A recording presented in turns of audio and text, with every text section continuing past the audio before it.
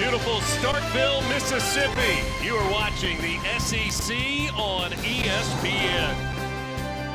Glad to be with you on this Saturday as Mississippi State and Alcorn State will meet in a Magnolia State battle. Alcorn State looking for their first win of the season. Jeff Levy and Mississippi State trying to keep it rolling, looking for a 3-0 start for the first time since 2018. Last Saturday night was one for the memory bank. Nick Mitchell in the hole with a big hit. Bulldog defense finishes him off. Mississippi State forces a field goal. Then Blake Shapen goes to the air. He finds Brennan Thompson deep. 58 yards to the house. And Mississippi State's defense finished it off, an interception to seal the win. 24-20, the biggest victory by far of the Jeff Levy era. Quite the celebration last Saturday night in Starkville. Blake Shapen and his Bulldogs. You saw the big touchdown at the end of the game. Snapped an 8-game losing streak against teams ranked in the AP Top 25. And it's been 1991 since a Top 15 non-conference victory here at Davis-Wade Stadium. And now the Bulldogs have to try to come back down and focus on Alcorn State.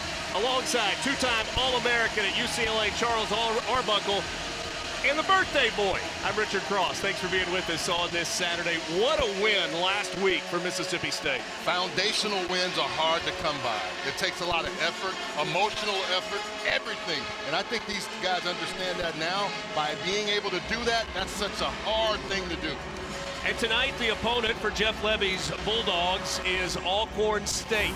The Braves come in 0-2 on the year. They've struggled in their first couple of ball games. They are led offensively by their quarterback, Jalen Tolbert, and Jacorian Sewell in the backfield. They have to be big players today. In order to beat a team like this, you need explosive offense and defense. These two guys make a lot of plays for Alcorn.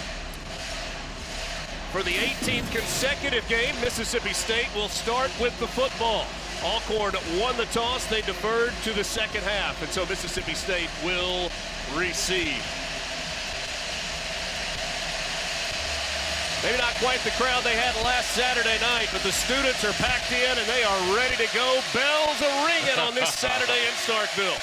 Everywhere around this town, they were still reliving last week. When we went out to dinner, when I just hung out, just had some coffee, everybody talking about this Mississippi State team.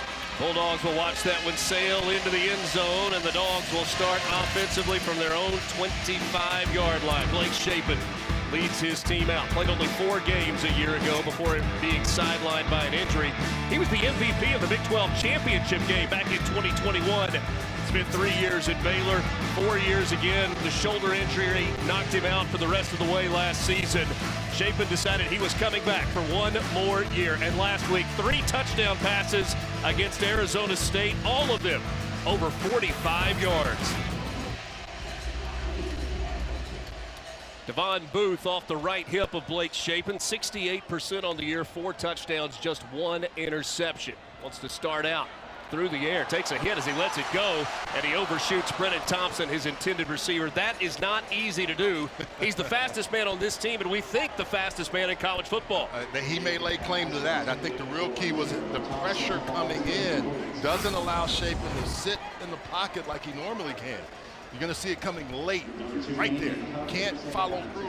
He throws it a long way, even still. 2nd and 10, Shapen trying to go to the air, takes a shot. Did he overshoot him? Nope! Jordan Mosley on the catch. 10-5, touchdown Mississippi State.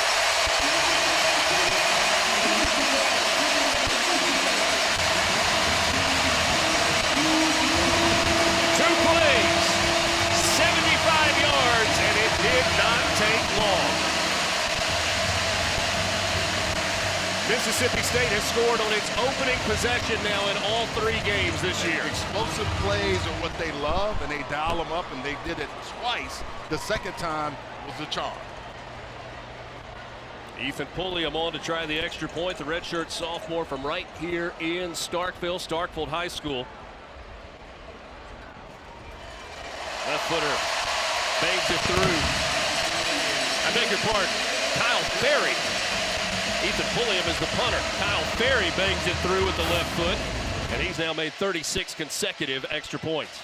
Protection there. Receiver just runs right by Tavion Haney. When you got one-on-one coverage, you got to get back. There's nobody back, and that's just one of those things he knows.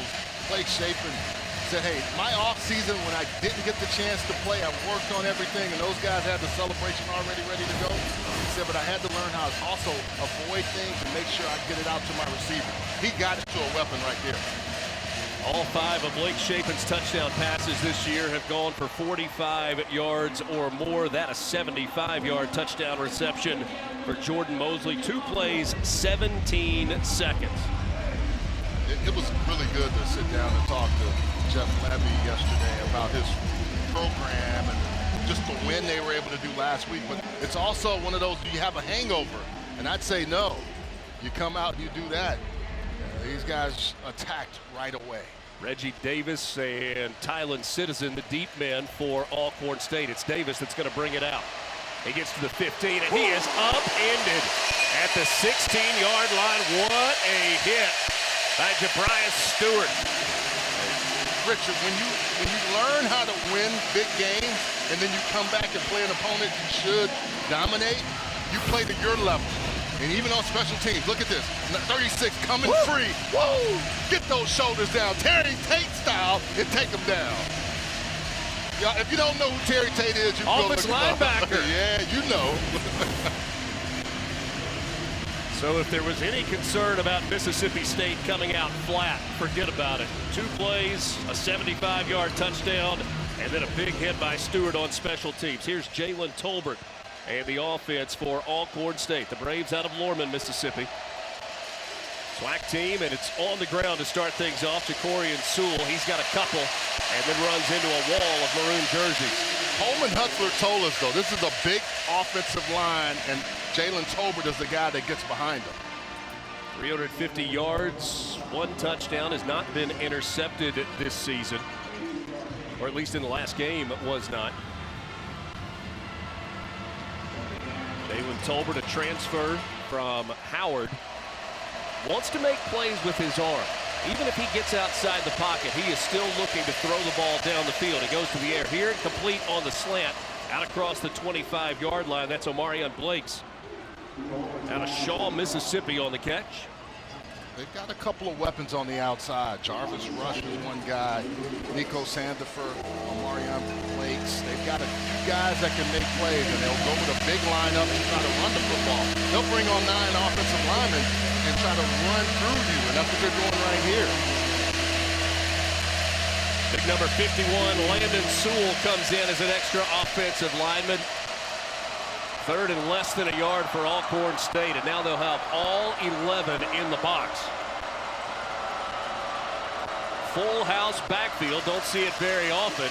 Straight ahead, a first down and more on the carry. Reggie Davis moves the sticks for Alcorn. You will see them line up in this. They'll come with all of the offensive linemen. They'll get a full house backfield, and they'll just come and wear you down.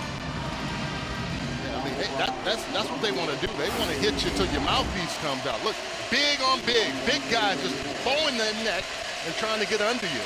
And that's going to be a tough one for you. Jaden Bryant said, get that mouthpiece out of the way. We've got football to play. 6 on the offensive line. Tyron Warren is the motion man. Ooh. A hit in the backfield. Jakari Tillman was the first one there. This linebacking crew is so good at reading where the holes are. Watch 7 come through clean. It just he doesn't make the tackle, and they're going to tease him. Well, he was there. He stayed with them. But just like last week, you see Braden Jennings cleans it up. But Nick Mitchell did the same thing on the goal line. They really want to see those gaps, and when they do, they will fire and try to knock you for a tackle for loss. Brandon Jennings had 7 tackles last week. He cleaned it up there. Tolbert wants to take a shot down the field. Got some contact. No flag comes in. Incomplete. A 3rd down coming up. Jarvis Rush has to fight through that. Good job by the defensive back of just staying with them. You're gonna get held. As a receiver, you got to fight through that. Good job by the defensive back, Jaylon Manning. Energy guy. Brings a lot of energy to this team.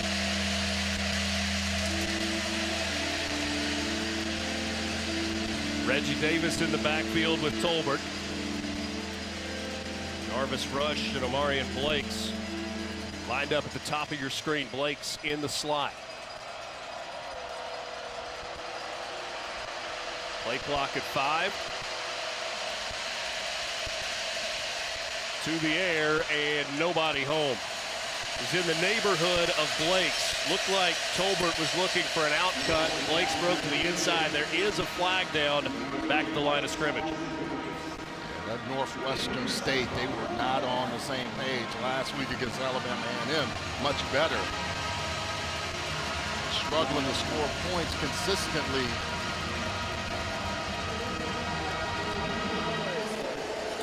Stephen Robinson, our referee tonight, waves the flag off, and so it's punting time for Alcorn State.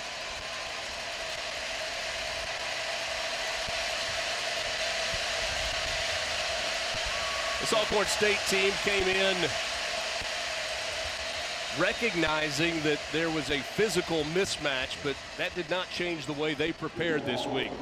Coaches told us coming in to try and win a football game, they're certainly going to have their hands full tonight. Demetrian Duval will punt it away. Flag comes in and they'll blow it dead, and Duval will have to do it again. Right side of that line moved early.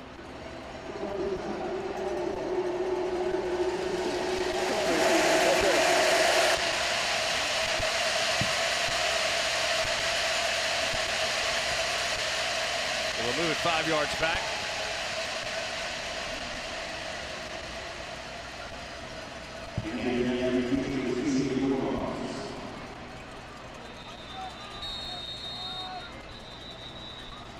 Lot of confusion. Alcorn State gonna take a timeout. You don't want to burn them there, but there's something they couldn't see or couldn't figure out. So a timeout before the punt. 4th and 15 coming up. Alcorn State opened their season with Northwestern State, lost that game 20-10. Put some points on the board last week against Alabama A&M, but lost that one by 10 as well. 41-31 was the final. Cedric Thomas in his second season as the head coach for the Braves. Took over for Fred McNair. Won a couple of SWAC titles in his time. They want to be fast on offense. They call it the fast and fun offense.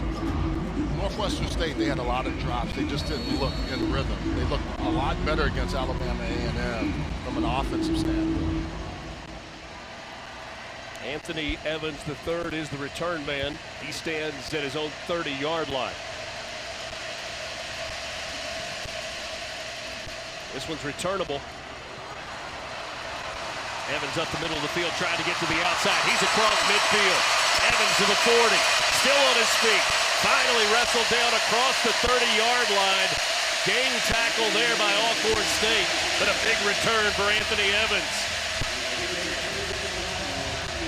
40 yards on the punt, 30 on the return. Mississippi State struck first. Well, when you get down and you have a guy that can fly, you get the ball to him so he can do a little bit of celebration and you lead 7-0.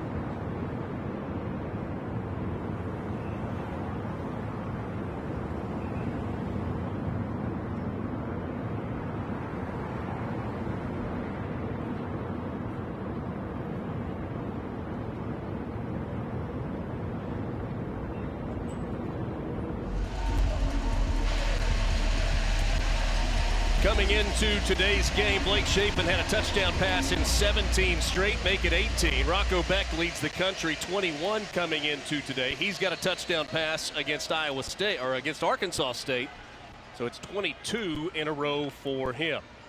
Fluff Bothwell in the backfield, and he will get a good gain on first down across the 25, wrestled down at the 23-yard line, picked up 6.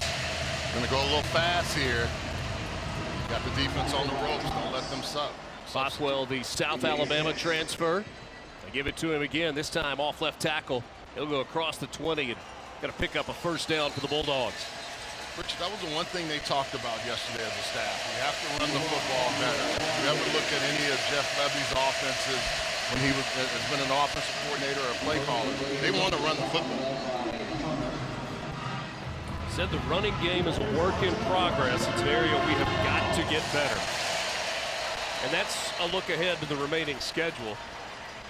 6 of Mississippi State's 8 SEC opponents currently ranked in the top 25. Here's Bothwell again, just right up the gut. Takes it inside the 10. He's brought down by Tobias Henry. And had a lot of movement in that offensive line. Blake Steen was a left tackle, a right tackle. He's no longer here. They're moving a lot of guys in different positions. Right back to it. Bothwell trying to spin away, gets to the outside, inside the 5, and he's driven out of bounds at the 2-yard line. Not Wes Dew and Elijah Ruffin both there, but it has been a steady dose of Fluff Bothwell on this drive. 5'10", 230 pounds. Just a bowling ball of a guy. When you come to hit him, he's going to bounce off of you. Bothwell last year, second team all Sun Belt at South Alabama. 13 touchdowns last season for the Jaguars. South Alabama losing on the road today to Auburn, 31-15 the final in that game.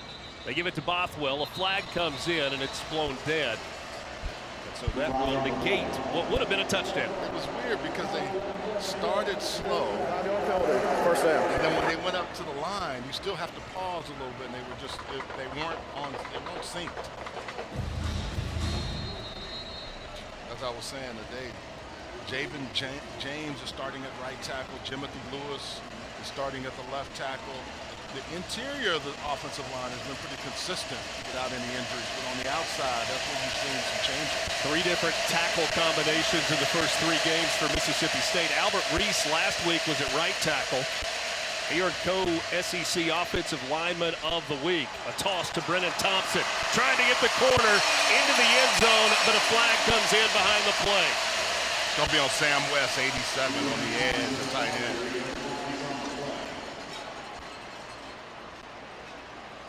They use that play to get him out of space, man. Holding.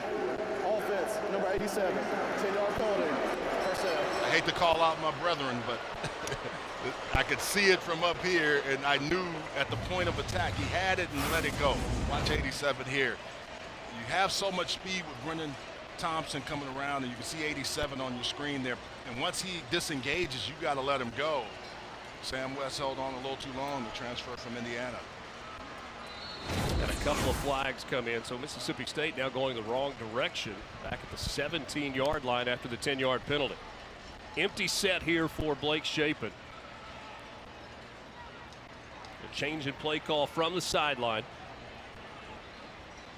We talked about the interior of that offensive line. Cannon Boone at center has been consistent. Little juke upended inside the 5-yard line. That's Fluff Bothwell, who split out wide and came out of the backfield. You have to be able to tackle in space. When you get a running back out there, he can make a move, and they're going to go fast here. Now 2nd and goal from inside the 5. Bothwell to the right side. Bothwell into the end zone. Touchdown, Mississippi State. 3rd rushing touchdown of the season for Fluff Bothwell, the sophomore out of Oneonta, Alabama. Priori had a really nice block. Watch 8. He's going to be leading. Look at this block here. And on the interior, you have that cutoff. You have a block coming. We call it a slice. You knock that guy out. Easy touchdown there. Bothwell did all the work. Give him all the love. Give that dog a bone. Extra point for Kyle Ferry is through. Mississippi State in front 14-0. That one took 2 minutes and 25 seconds. 6 plays, covered 29 yards. How about this move by Blocker?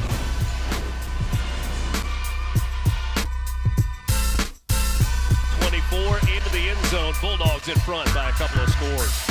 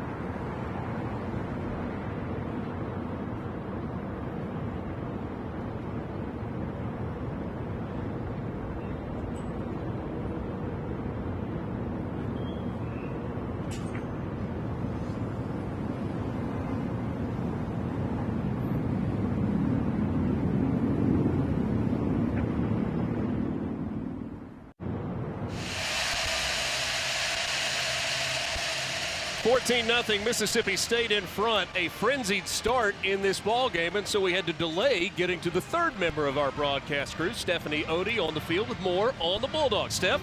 And that's right, you guys can still hear those cowbells that are ringing at Davis-Wade Stadium ever since last Saturday, the number 12 upset over Arizona State. We talked with Coach Jeff Leddy.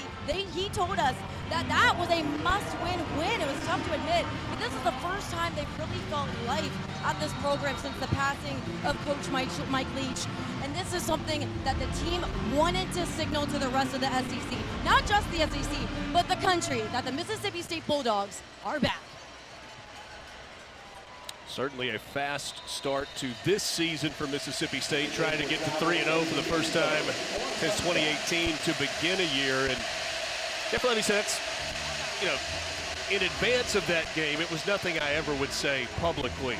But he knew the importance of last Saturday, what an opportunity it was for some validation for his team. Yeah, you know in your core, when you've been around a team and you know that team, and the way they struggled last year, but the one thing I've heard and watched on tape, they didn't stop fighting last year. They just weren't good enough to beat teams consistently.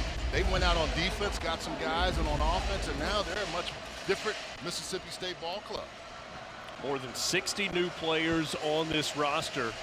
Jacorian Sewell with a good carry on first down right up the middle. That'll move the chains after a gain of 12. I love what his offensive coach, Jermaine Gale, said about Sewell. Really good tool bag. He's got a lot in that tool bag, power and speed. You can see it there on display.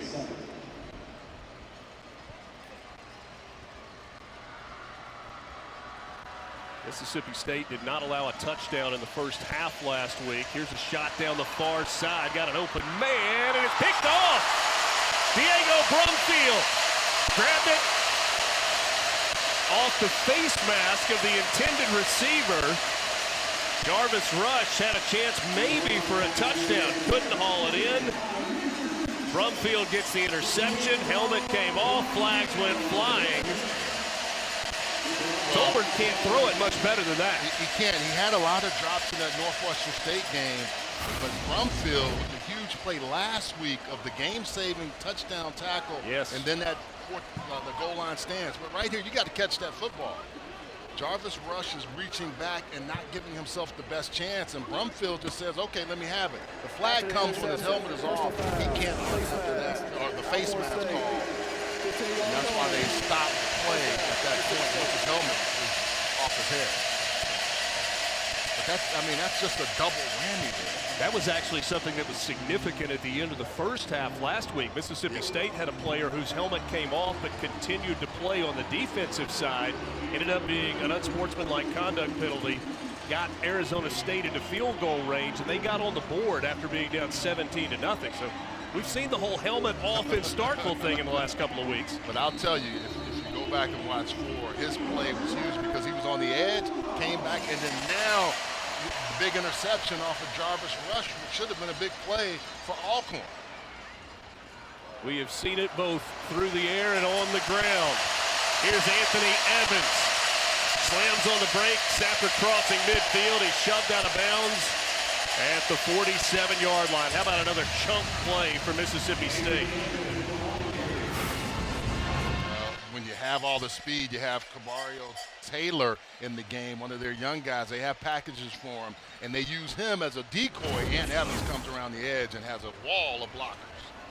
34-yard play, and that counts as a pass. How about Camario Taylor taking a shot down the field?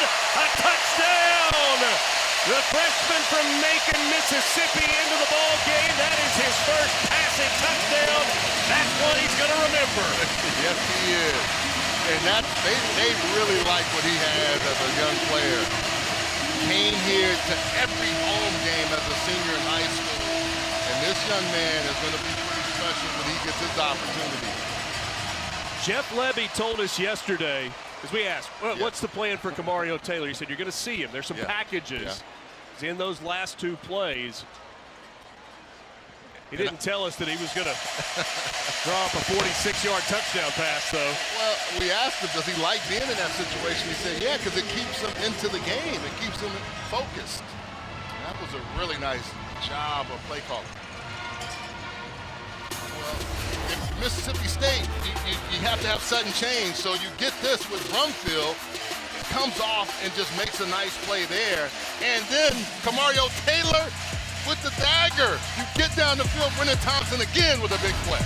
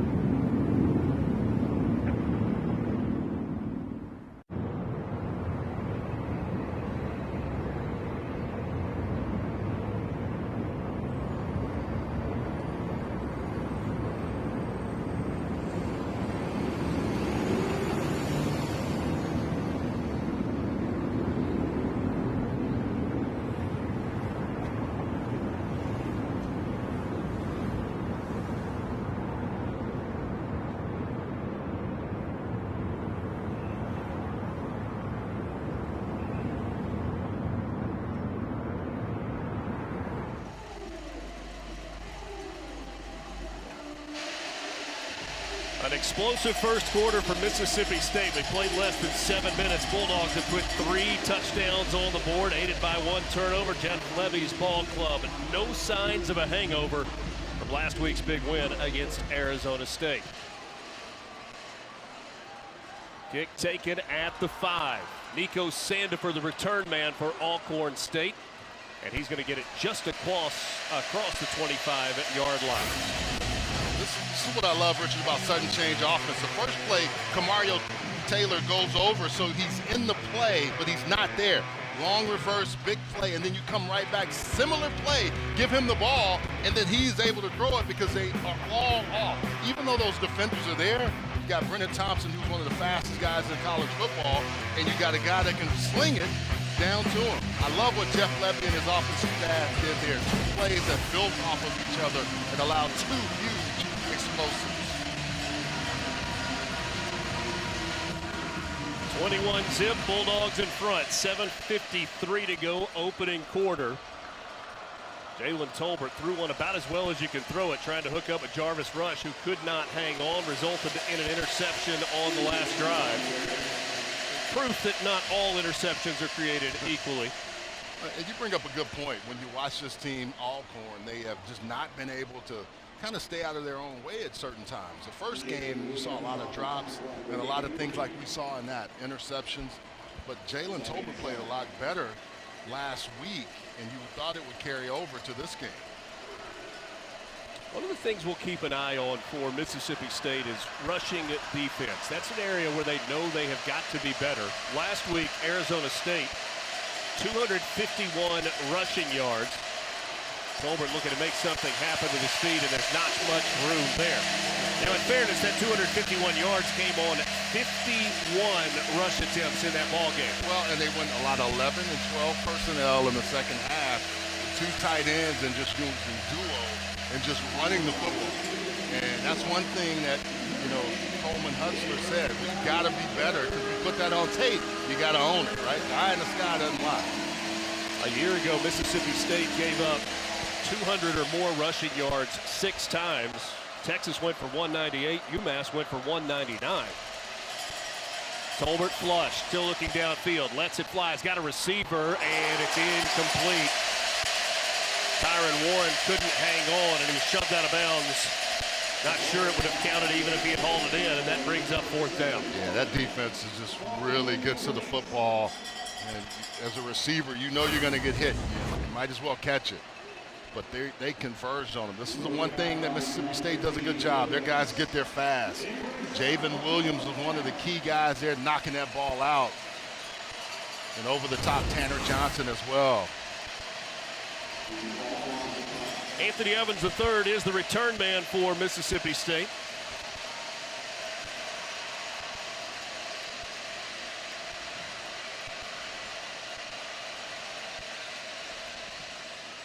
Duval hits another end over end. Very returnable punt. Look at all the green grass in front of Evans as he cuts back to the middle of the field.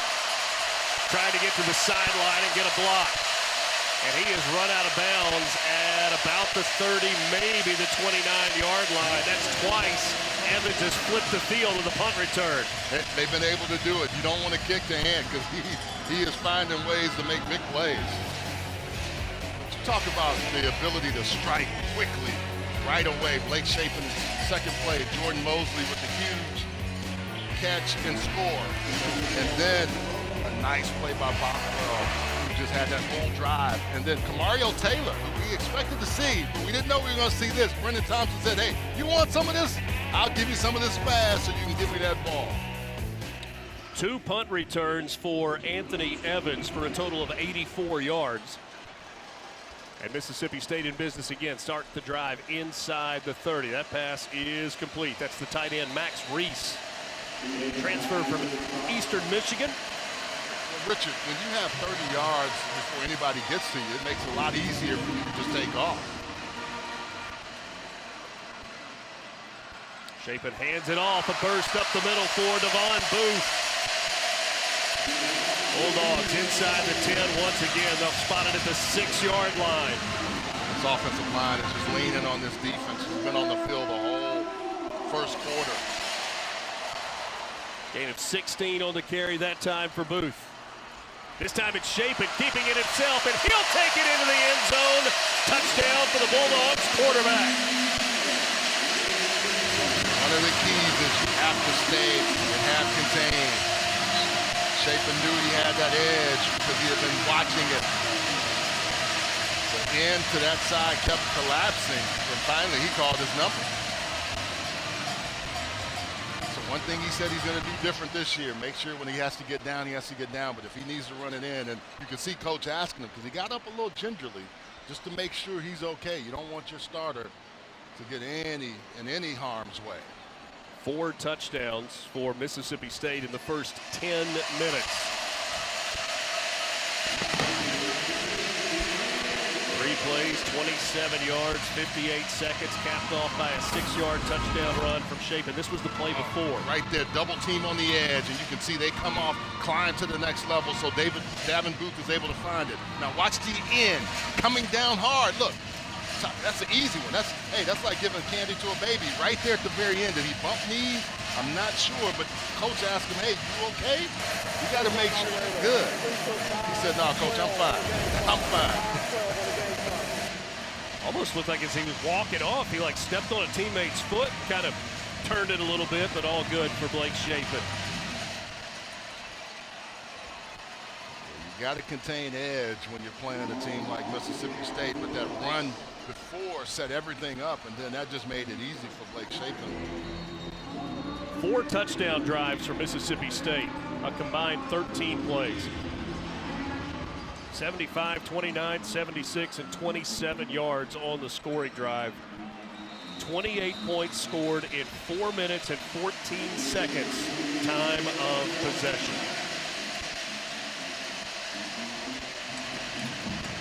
Here's our Week 4 SEC football lineup. This is next weekend. It all begins next Saturday, 12:45 Eastern, with number 15 Tennessee hosting UAB, followed by these Bulldogs taking on Northern Illinois on the SEC Network. Then it's number 3 LSU hosting Southeastern Louisiana in Death Valley. And bonus game, number 7 Texas at home at DKR against Sam Houston. That's at 8 on the SEC Network. Plus, each game also available on the all-new ESPN app. Tylen Citizen in the game as a running back for Alcorn State. They'll give it to Citizen, and there is nowhere for him to go on first down. Nick Mitchell, one of the key guys in that interior. SEC co-defensive player of the week versus Arizona State. Just, great student of the game, understands it, and just makes plays. You're going to see a lot of 40. Coleman Hutzler, defensive coordinator, told us yesterday from Mississippi State that the depth that they added in the offseason has allowed him not to have to play guys like Nick Mitchell as many snaps. He said they're playing 70 snaps a game a year ago when you talk about Nick Mitchell and Isaac Smith. He said, I wanted to give them a break, but I had to keep them in. Well, he also talked about that defensive front, and they hate to lose Will Whitson, who got hurt early last week. Yeah. But they have Bledsoe, who's a Bingley Jones. They've got some guys up front that have come in and just given them an opportunity for the linebackers to flow to the football, because those are big bodies that allow them to just play fast and free. See Coleman Hutzler there, second year as defensive coordinator. Spent a couple of years at Ole Miss, worked alongside Jeff Levy. Was at Alabama before he came to Mississippi State. A flag comes in. Javen Williams in coverage there for Mississippi State, but may have been a little early. Yeah, the transfer out of Kennesaw State was draped on the receiver there. Pass interference. Defense. Ball be placed at the spot of the foul. Automatic. First down. A much-needed first down for Alcorn State. Watch 15 down outside the numbers. He's just grabbing and holding the whole time. Receiver can't get off. Citizen stays in the backfield with his quarterback, Jalen Tolbert. He's a sophomore from Tucson, Louisiana, and a transfer from Lafayette.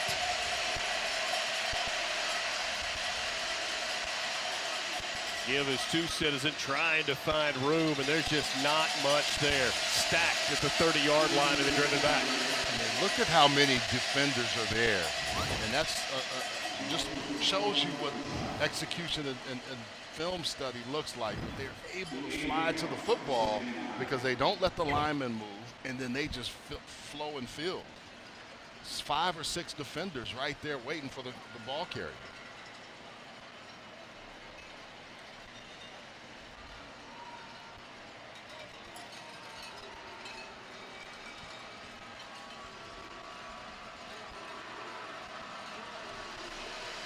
Citizen on the carry.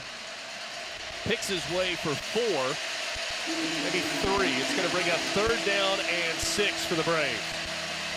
I like to play about 3 different running backs. Citizen is one, Davis, and then Sewell.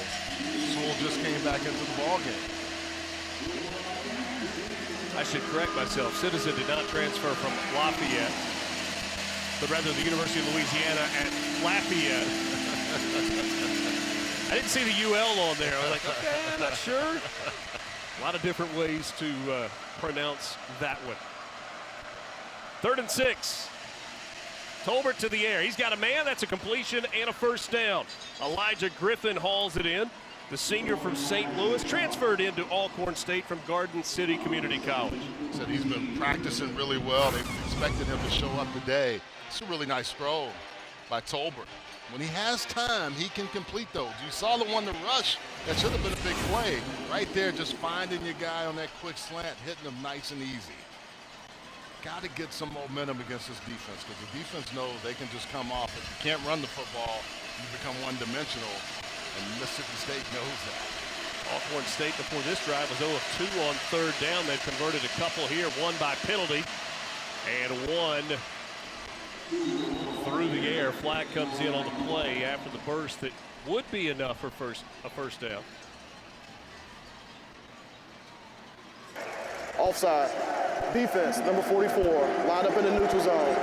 5-yard penalty, 2nd down. Why would they take the penalty? Replay, 1st down. There we go. Yeah, I was thinking, like. I think they might take the 11-yard run for a 1st down. Yeah. Brandon Jennings basically gives them a free play, and they take advantage of it. 44. Top of the screen there. Top of your screen. On the very edge. He's already just lined up in the neutral zone. Defensive linemen always want to get a little edge, but you can't go that far. And so they did not give enough for the 1st down. Hold on, if you don't accept the penalty, it should be 2nd down. It should be second and 1. Yeah. You either take the 5-yard penalty and replay the down, or you decline the penalty and it goes to 2nd down.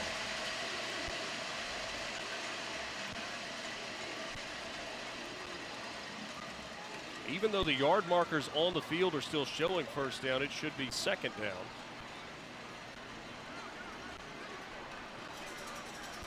But now they've gone back and marked off the penalty. So it's going to be 1st and 5 from midfield. But they took away the yards, which. So you'd rather have 1st and 5 than 2nd and 1. Okay? Yeah. That's the decision that Cedric Thomas makes. They go back to the air.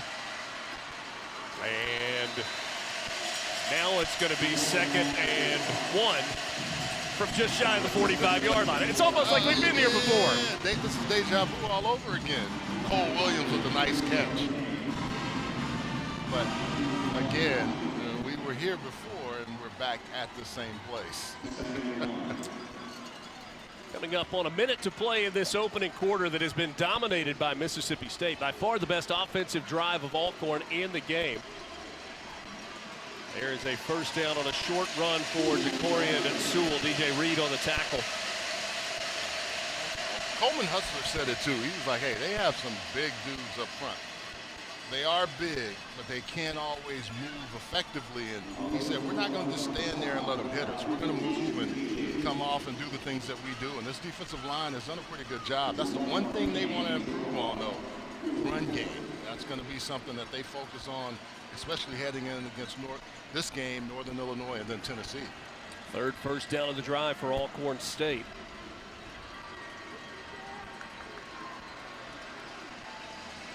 Tolbert with time. Over the middle of the field. He's got a man, and it's hauled in. Omarion Blakes climbs the ladder. And Alcorn State takes it down close to the 20-yard line. They're actually going to spot it at the 23. So a big play to end the first quarter for Alcorn State, knocking on the door, trying to get on the scoreboard. Right now, they are deep in a hole, down 28-0 to Mississippi State. Bulldog offense explosive in the first 15 minutes.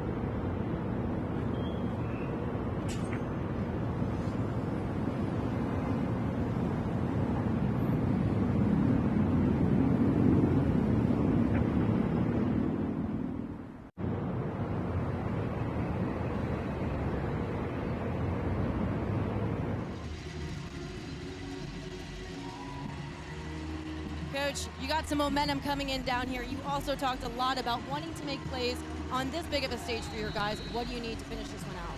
Yeah, we just got to execute at a high level. I think the jitters are starting to wear off now. The crowd is doing an amazing job, helping them. And so we just got to settle down and execute at a high level. Thank you so much, and best of luck. We'll get into the next half. Thank you, Stephanie.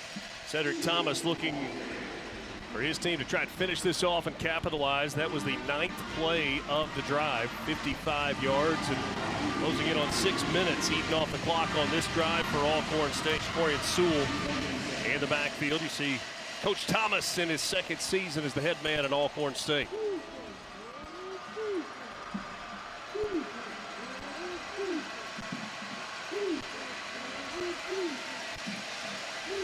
Time to throw, and this pass is incomplete.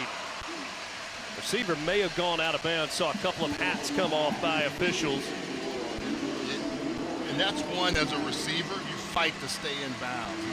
You can't let the defensive back just push you off, push you out, because if you do, they throw the hat, you're going to see the officials, hats come down. That means you can't come back in and be the first guy to catch the ball. Almost an interception. Isaac Smith had a chance there. He's been a tackling machine the last couple of years. Had 127 tackles a year ago. Flag comes in, and that may be a substitution infraction. Legal substitution. 12 men in formation. Offense. 5-yard penalty. Third down. So third down just got a little bit more difficult. Andre Barton runs off late. Left tackle. They had him. They do some packages with their front guys and maybe miscommunication as to who needed to be in there.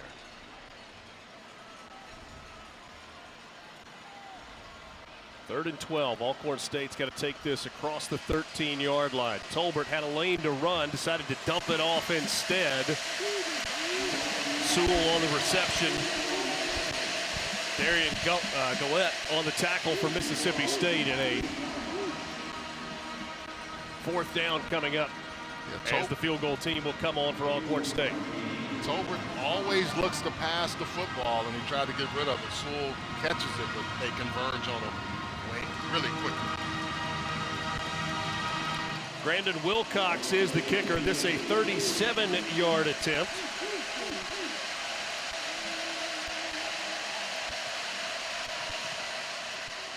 Two for 3 on the season. Make it 2 for 4. Left that one out wide right. The senior from Ocala, Florida, could not convert. 13:33 left in this opening half. Mississippi State in front.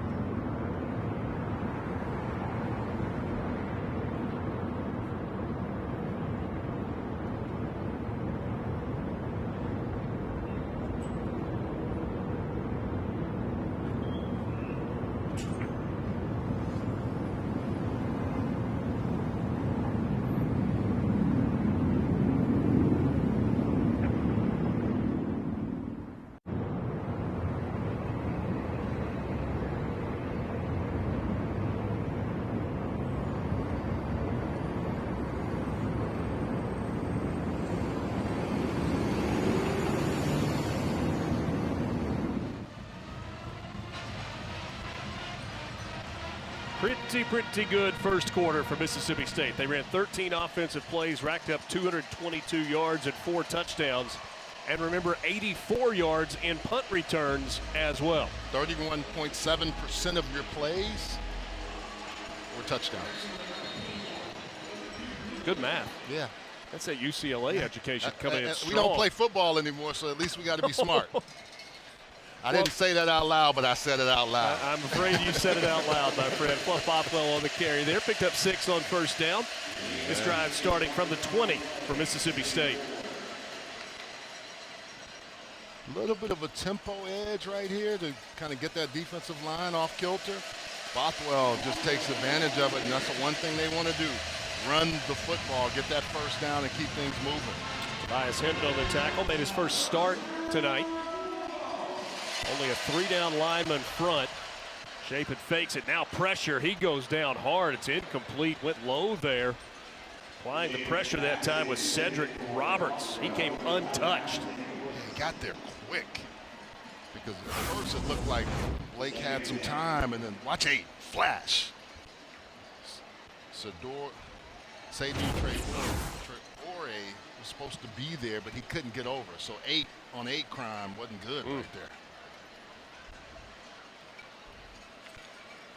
2nd and 10.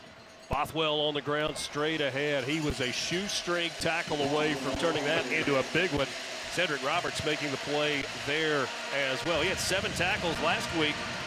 Been involved early tonight. Yeah, he's really playing well. And watch here on the edge, comes out again, and just Bothwell was going to frame up Bakari McCall, but nice job by Cedric Roberts. 3rd down play for Mississippi State. It's their first 3rd down of the game. Chapin complete across the 40. Anthony Evans, the 3rd, made the catch and then paid for it. He took a big shot at the end of that one. Yeah, this Alcorn State defense really flying to the football now. It's on 4th and short. Mississippi State gonna go for it, or appears that they're gonna go for it. From their own 41.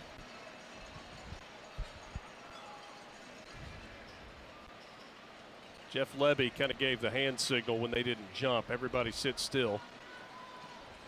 Looks like he may send the punting unit out for the first time tonight. They really spread you out too, so they can identify interior if they want to run. Either they're going to call a timeout or delay a game.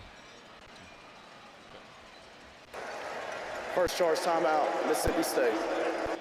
Mississippi State leading it 28-0. The punt coming up after this timeout.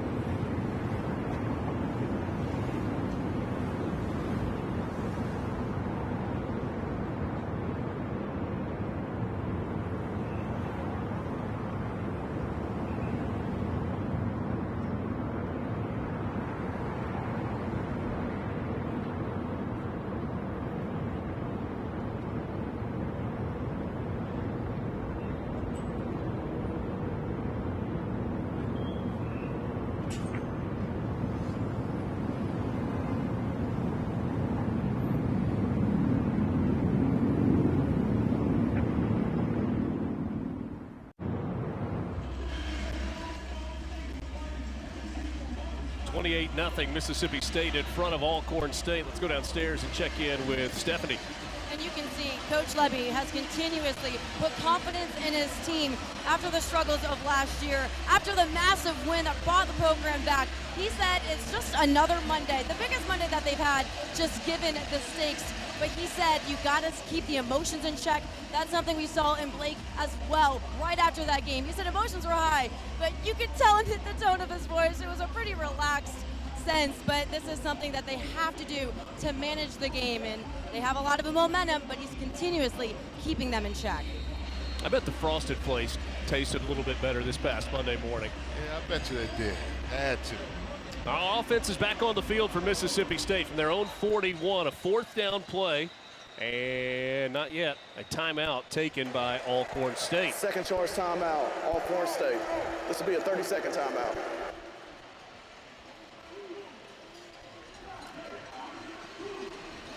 Our next True South is coming up on Tuesday night at 8 Eastern right here on the SEC Network. John T. Edge travels around Charleston, South Carolina. Great food city. Cuban Cafe Mexicano, Verns and Bertha's. Meeting the locals, eating good food, and talking about the South. It's going to be a great show at one of the most popular tourist destinations in the country. It's True South Tuesday night. Charleston is a great food town. Ooh. Great food town. And not just on King Street. No, it's almost everywhere. All right, so Mississippi State takes a timeout. They talk about it, decide to go for it. Alcorn State takes a timeout. Perhaps wanting to get a heavy package on the field. If you get the right look here, do you take a shot? They'll hand it off to Bothwell, who initially would have been stopped short, but drags defenders across the line to gain for a first down for the Bulldogs offense. Bothwell does not ever go down with the first guy hitting. That was a nice job. And to answer your question, yeah, you can if they don't have enough in the box. But they had everybody in the box and still gave it to Bothwell. Here's Fluff Bothwell again across midfield and still dragging defenders down across the 45 to the 43-yard line. He came in averaging 4.3 on the season, but today, every time he's gotten the ball, he has just really done a nice job of keeping those legs moving. 13 on that carry for Bothwell. Brennan Thompson on the catch. Look at the cushion they give Brennan Thompson because they know he's so fast that generally he's going to run by you, and he runs so hard on those stop routes. It just makes it difficult if you're a defensive back. Like, do you go big play or death by 1,000 cuts? Mississippi State making some substitutions there. They'll give Alcorn a chance to sub if they want to. They will not. Another first down for Mississippi State. Chapin. Now he's going to carry it. Slides.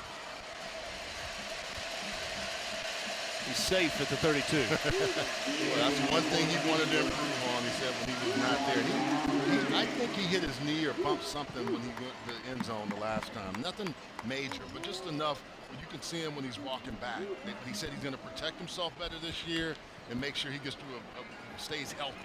Play action, Chapin hit as he lets it go, and this ball is intercepted. Just kind of a wounded duck on the pick, Bakari McCall.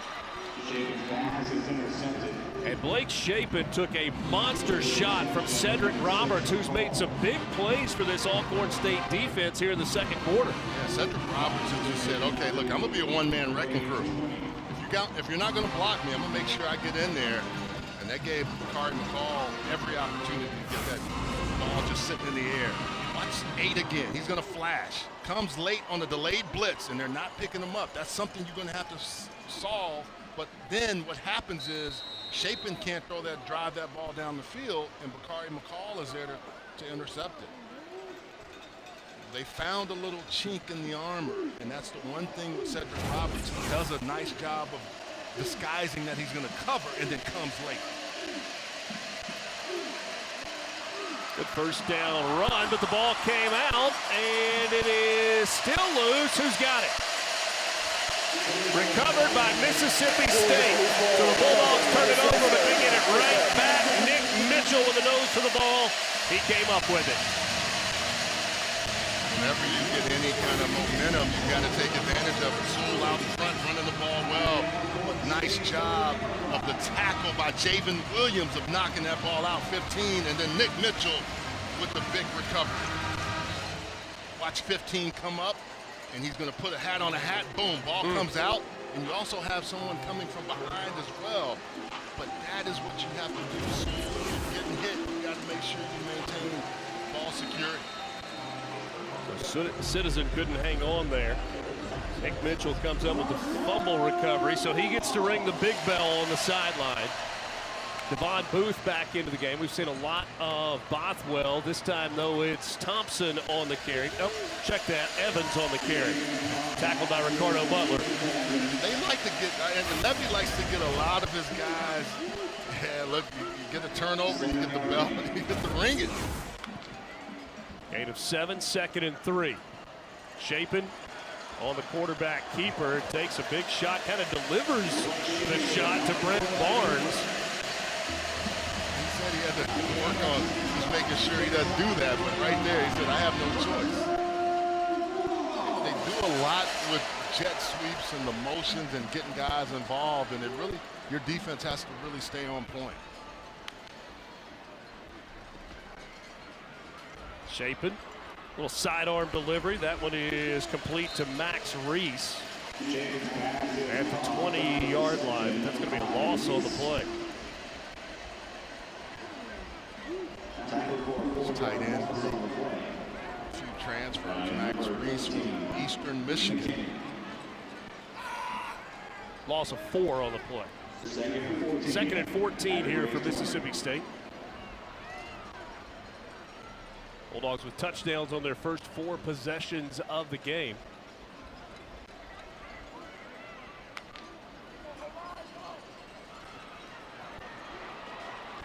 Good penetration there by Stamarian Edwards. Preseason first team all SWAC. A year ago, he had 91 tackles, 13.5 tackles for loss last year. Again, Edwards just flying inside. Zach Owens, the right guard, just touches him, and Edwards is all over the field. Makes things happen, fastest guy on the defense. We hadn't called his name a lot, but you knew he was going to play a role in this game today. 3rd and 16 for Mississippi State. Devon Booth at the bottom of your screen. Chapin with time. Over the middle. Got a man. It's a walk-in touchdown for Anthony Evans.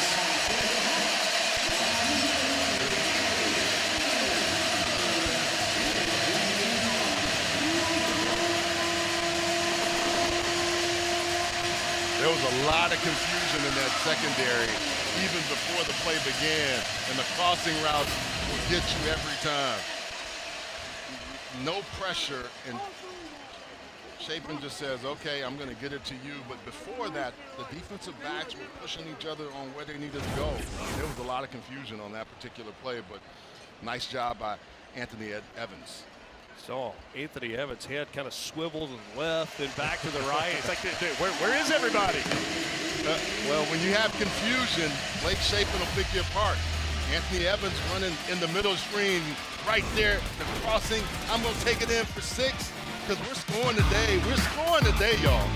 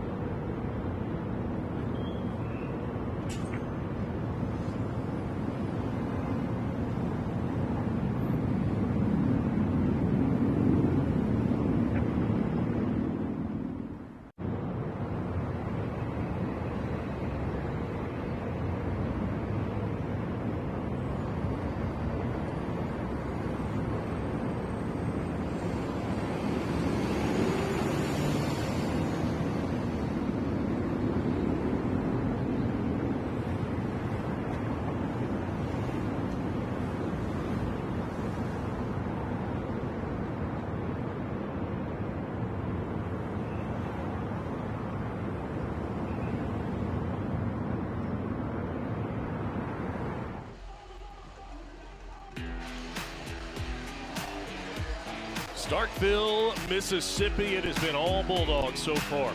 Mississippi State in front of Alcorn State 35-0 with 7:20 to play in the second quarter. 3 touchdowns through the air, 2 of them from Blake Shapen. Kamario Taylor has a touchdown pass. A couple of rushing scores for the Bulldogs as well. How about Blake Shapen so far tonight? Well, right away, he's able to show you Jordan Mosley, we're going to find you, and then, oh, defensive end, you're not there. No one home. I'm going to take them for 6 myself. And then Anthony Evans. Got the defense off kilter. Nice job with his eyes looking away, and then coming to Anthony Evans for 6. Blake Shapen 9 of 12, so 75%, buck 67, 2 touchdowns, and had the interception when he got hit as he let it go. Only his 2nd interception on the year. He's protected the football very well. Sewell dropped in the backfield. Tony Mitchell, junior from Alabaster, Alabama, came to Mississippi State from East Mississippi Community College. Really off the edge, man, unblocked. Tony Mitchell with speed. Long, 6'1", 215. They got some guys in that secondary that really are going to make some noise this year. On the ground, but nothing there. That's another lost yardage play. Jamil Burrows. 88 shows you 6'3", 330 pounds. One of those transfers from Miami. Just taking up a lot of space.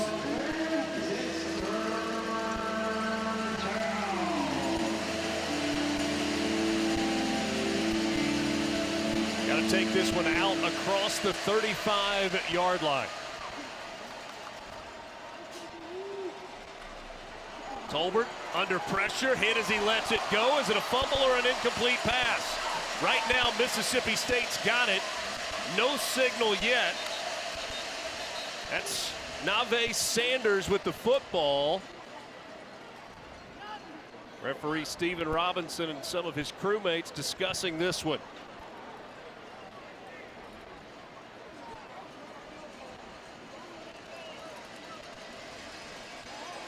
A lot of pressure on Tolbert. Still waiting for an announcement.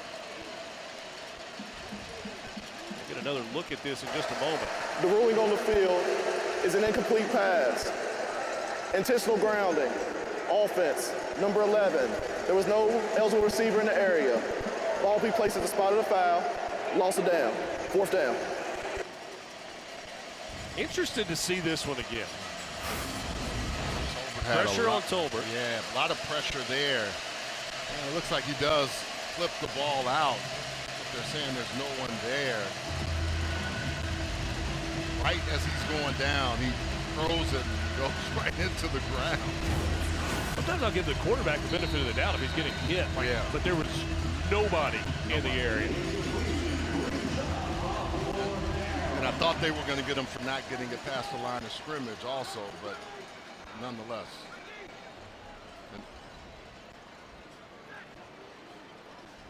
Duval. It's a wobbly spiral this time, and Evans once again going to try to make a play in the return game. He's had a big night doing this, and he'll give Mississippi State good field position once again. Going to start right around the 45-yard line. Football going on all over the place. 40 yards on the punt, 13 on the return. Here's our all-new SEC Network Fall Football Weekday lineup. From Monday reactions to Friday previews, we got you covered throughout the season. Every show also available streaming on the all-new ESPN app. Tennessee and Georgia tied up late in that ball game in Knoxville. 3 big games happening tonight involving SEC teams. Mississippi State starts this one out on the ground, and that's Johnny Daniels into the game. First carry of the night for Johnny Daniels, the senior from Crystal Springs. Johnny Daniels wants to get involved in the rush party. Vanderbilt, South Carolina going on tonight. Daniels, a little patient run there, picks his way down to the 35, close to a first down. And on the Bayou, LSU in Florida, and then Ole Miss and Arkansas at Vaught Hemingway Stadium. Daniels upended right at the 35-yard line. It's going to depend on the spot. Dylan Crowell. Officials timeout for injury to the defense. That's Christopher Wally that is down on the play. Right on his back and moving around. That big collision, you hope that's a play where he just got the air knocked out of him. Well, you look at the scoreboard right now and you wonder how it got to this point. Here's one of the reasons. Mississippi State has started with great field position. This is the fourth drive for the Bulldogs that has started in Alcorn State territory. When you have the ability to be explosive, but you also have the ability to have a great return game, that puts you in position where you can just take advantage of a team that you have better athletes and you have more of them. These guys are still fighting, but there's a lot that you can do, and if you're kicking the ball to a team like Mississippi State, you've got to be very aware of the return game and everything else. State's gone for it on fourth down once tonight, and they have converted. Bothwell in the backfield alongside Blake Shapen. It's Bothwell on the carry, moves the pile forward for a Mississippi State first down. We haven't talked enough about that interior. 75, Jacoby Jackson. 72, Cannon Boone, the center, and 52, Zach Owens. 75, if he puts his hands on you, you're not moving. He's gonna maul you, so to speak.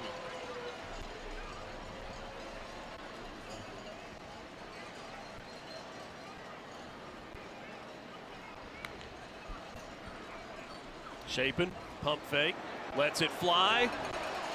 Overshot Brennan Thompson. Double move on the outside, little wheel route there for Brennan Thompson. Brennan and Shapen both know they had each other. Brennan like, ow. Usually overthrow that guy. Second and 10 at the Alcorn State 31-yard.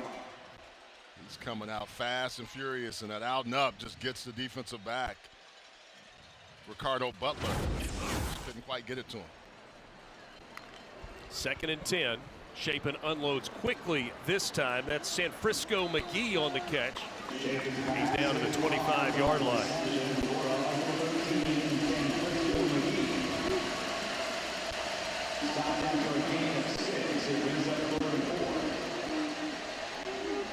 Third down and 4 here for this Mississippi State offense.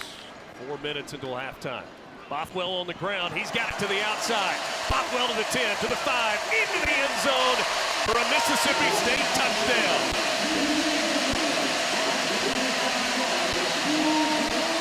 25-yard touchdown run for Fluff Bothwell. There's no fluff in Bothwell right there, and I'll tell you this. On the replay, you're going to see a huge block by 75, Jacoby Jackson. This only play is a touchdown. After the play, unsportsmanlike, taunting, offense, number 24. Perhaps celebrated a bit too much. 12 carries, 93 yards, and 2 scores tonight for Bothwell. Try for down. Bothwell has run the ball effectively tonight. Said came in with a 4.3-yard average, but has really hit the hole effectively and just been good on that interior, on those interior runs. Left-footed point after try, good for Kyle Ferry. That's the 6th time that he's done that in this first half. Watch 75, Jacoby Jackson. Usually he just not one of those guys that pulls all the time, but watch 75 on the left side of your screen. Boom, and then he's able to just knock the edge, and they close everything off, and that allows Bothwell to get around. Good blocking down the field as well. Doesn't always have to be a pancake. No, but it can be a spin cake. He hit the guy and he spun it, and you can see Bothwell again. Just a nice job, complete effort. Usually when you get those long runs, and I think that's where he got the penalty for the spin of the ball. So that was a 7-play, 44-yard scoring drive. 2 minutes, 2 seconds off the clock. Mississippi State. Well, what if there was any question about how engaged this football team would be on the heels of that emotional win last Saturday night? Questions answered. Oh, without a doubt. I mean, this is the one question I ask coaching staffs all the time. How do you keep guys focused? Well, they're showing me they're focused by how they're playing. In fairness, when a team went 2-10 a year ago and has endured the heartache that this Mississippi State program has done, I don't know that you've got guys that are taking for granted how good it feels to win. Point well taken. And I think that's what you look at. You still, though, after such a big win when you haven't had in a while, it's easy to put in the work but not really do the mental part of the work that you need to do. So because of the 15-yard penalty, Mississippi State kicks from the 20. Sandifer on the return, trying to make a couple of guys miss. Boy, that's really good coverage. Alcorn going to have to start this drive short of the 25. That's the second big play by Stewart on the special teams game. He had that first big hit early in a return, and that play right there just shows you the hustle and the effort. And what you said, guys still playing. Cliff Odom is the special teams coach. I played against Cliff when he was at Miami and I was in here. I know he's going to get after those guys to keep going. He was a tough player, and I can see it in his special teams unit. 3:44 until the half. Alcorn State. Tennessee trying to kick a field goal to win it at the end of regulation and missed it wide right. Little dump out pass. That's Damian Jones, but with a pursuit by this Mississippi State defense has been outstanding. Smith there, Jalen Smith, Tennessee transfer. I love to talk about when you go shopping. Do you go to Costco or do you go somewhere you know what you're going to get? They've got some guys this year in a transfer portal that can really, really play, and they did it the right way. Got after them and understood who they needed for this defense. To the air, that's a completion to Jones.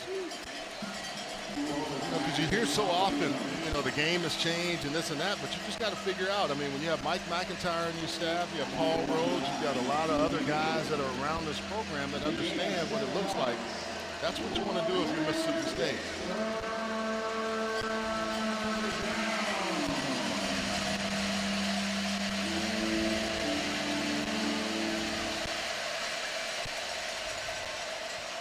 Third down play here. Tolbert with times able to complete it. That's a first down for Alcorn State. Jacorian Sewell on the catch out of the backfield. Dwight Lewis ran him out of bounds. Nice job by Tolbert of just dumping it to him, getting it to him where he can do some work with it. Gain of 11 on the pitch and catch. You mentioned a couple of names there that are additions to the Mississippi State staff this past offseason. Not as on-field coaches, but as analysts.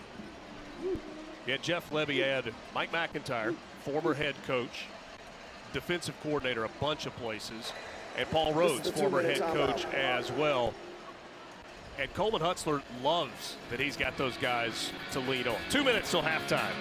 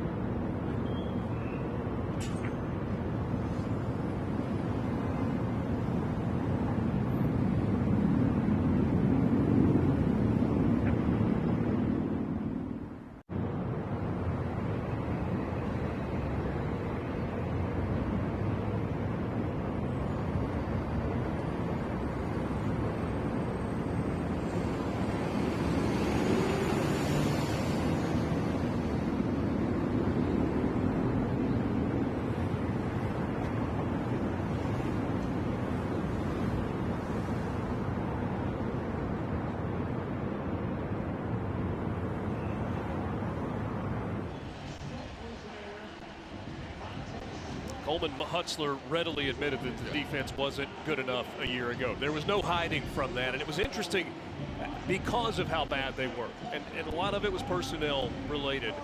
There was a ton of pressure from Mississippi State fans that Jeff Lebby needed to make a change. He needed to go get an experienced defensive coordinator. We asked Jeff Lebby about that yesterday, and he said, absolutely not. Wasn't happening. I was in this building every day. I knew what he was dealing with. And one of the things that the defense needed was stability. Yeah. When you have your coach say that and mean that. Shot down the field, got a chance for a big play just beyond the arms and the hands of Tyron Warren. You know, and I mean, you can feel it in the room when both of those guys were talking.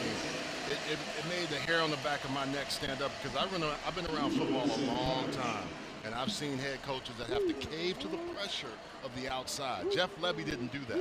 And I respect that to the nth degree because if they know what's happening inside and they know that they need better players, and that loyalty right there is always good when you can have it and keep your staff stable and moving in the right direction. 30 new players for Mississippi State on the defensive side from a year ago. Flag comes in. Tolbert early there could have gone to his safety valve. He had Sewell looking for a bigger play, and then you probably get a hold. Yeah, and that's exactly what happened. And I think the other thing, when you talked about it, Mike McIntyre. Holding, offense, number 70, 10-yard penalty, second down. Paul Rhodes, they both of these guys, Lebby and Hutzler, were at Alabama. Nick Saban did that all the time. He's going to bring in guys that can help you. And if you have analysts that are former coaches that can really do a good job to help you understand, hey, here's some things I can help you with.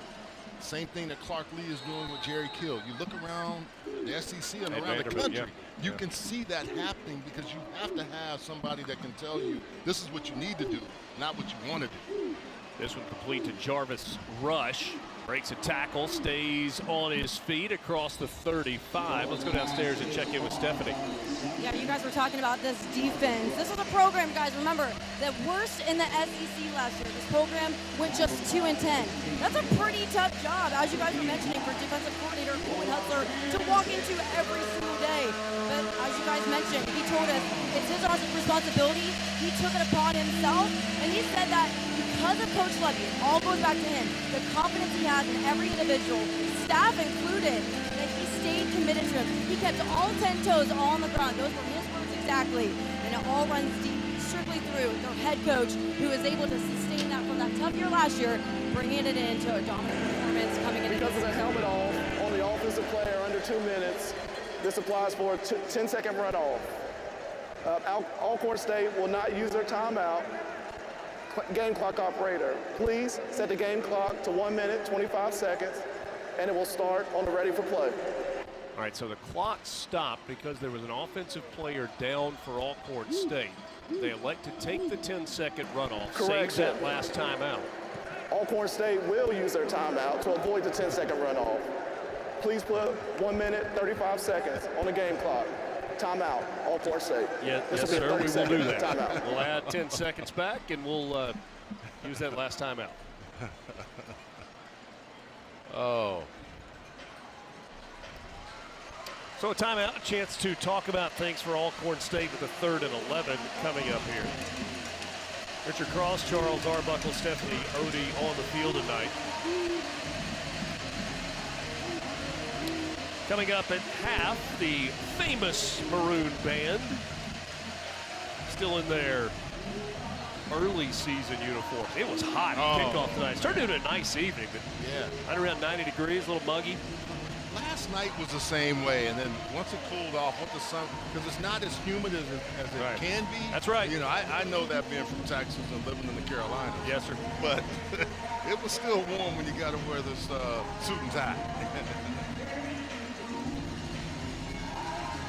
Biggest band in school history, the famous Maroon Band. Over 350 strong. Wow. 3rd and 11. Tolbert has the pocket collapse around him, going to run. Doesn't do this a lot, but he has a good run there. Goes down about 2 yards short of the first down. You certainly would assume that Alcorn State would go for it. And when you slide, it's where the slide starts. And that's why he was a couple of yards short. bit nicked up. Oh, they'll bring the punt team on. Yeah. Okay. I was wondering why they were letting the clock run, because I thought they were going to go for it on 4th down, but instead they bring the punt team out. Now you have to be careful here, because we've seen Anthony Evans with some huge punt returns already today. And in a different game scenario, Jeff Levy takes a timeout there and saves those 20 or so seconds. Short, wobbly punt, but it's going to be not returnable. Anthony Evans has really hurt Alcorn State in the return game tonight. So Mississippi State will have it at the 35 with 38 seconds, a 17-yard punt with no return. We have seen the Bulldogs score quickly tonight.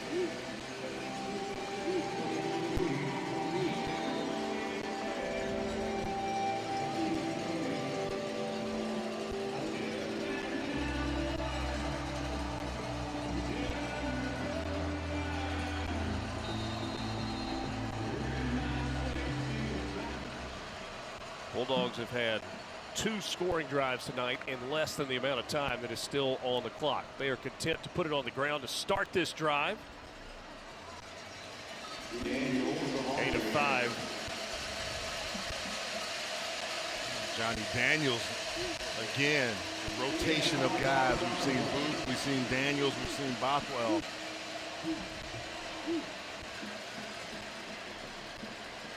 Mississippi State will be content to just let this run out.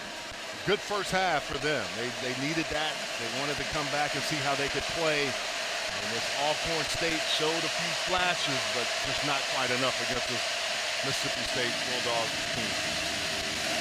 348 yards in the first half for Mississippi State. This offense clicking on all cylinders.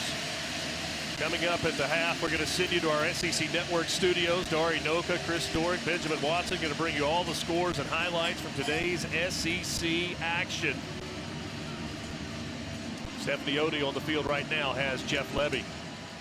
Coach, you guys have not lost that momentum from last week and getting the ground game going as well. What did you see that you liked the most here? Yeah, I think we did. We had a good mix. We were real sloppy at times, especially in the red zone. We had to turn over because of the pressure. We got to be better protectionally, offensively to help us in the pocket. Defense done a great job creating 2 takeaways, which we're going to need that in the second half. You guys have kept that speed as well. What do you need to see as you guys get in this rotation coming in the half? Yeah, I just want to see all the guys that are about to go play, go execute and have fun and go take advantage of opportunity. Keep having fun, Coach. Best of luck. Thank you. A dozen years since Mississippi State has had this big of a halftime lead. We've still got another half to play. We'll send you to the studio right after these messages. Dari, CD, and Benjamin Watson on the other side.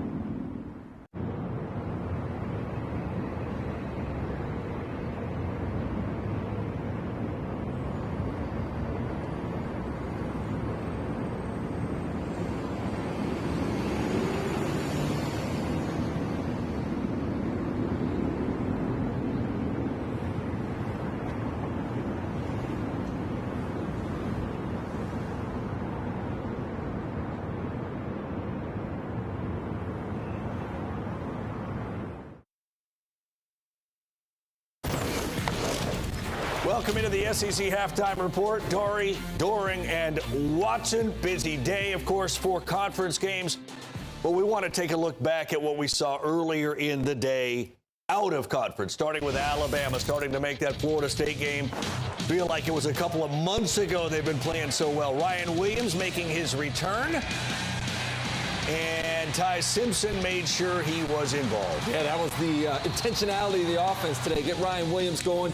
And the other focal point beat up. They're throwing the football down the field, man. He was on target as he was last week on those throws, 10 or more. 15 of 17 today, including 5 touchdowns over the last 2 weeks. How about Jeremy Bernard, the receiver, on the handoff for the first touchdown of the game? Man, when you're struggling in the run game, got some running backs hurt, you give the ball to your wide receiver out of the backfield, and then you allow him on the very next highlight here to run a little in-cut, break a tackle, and score one of those explosive touchdowns.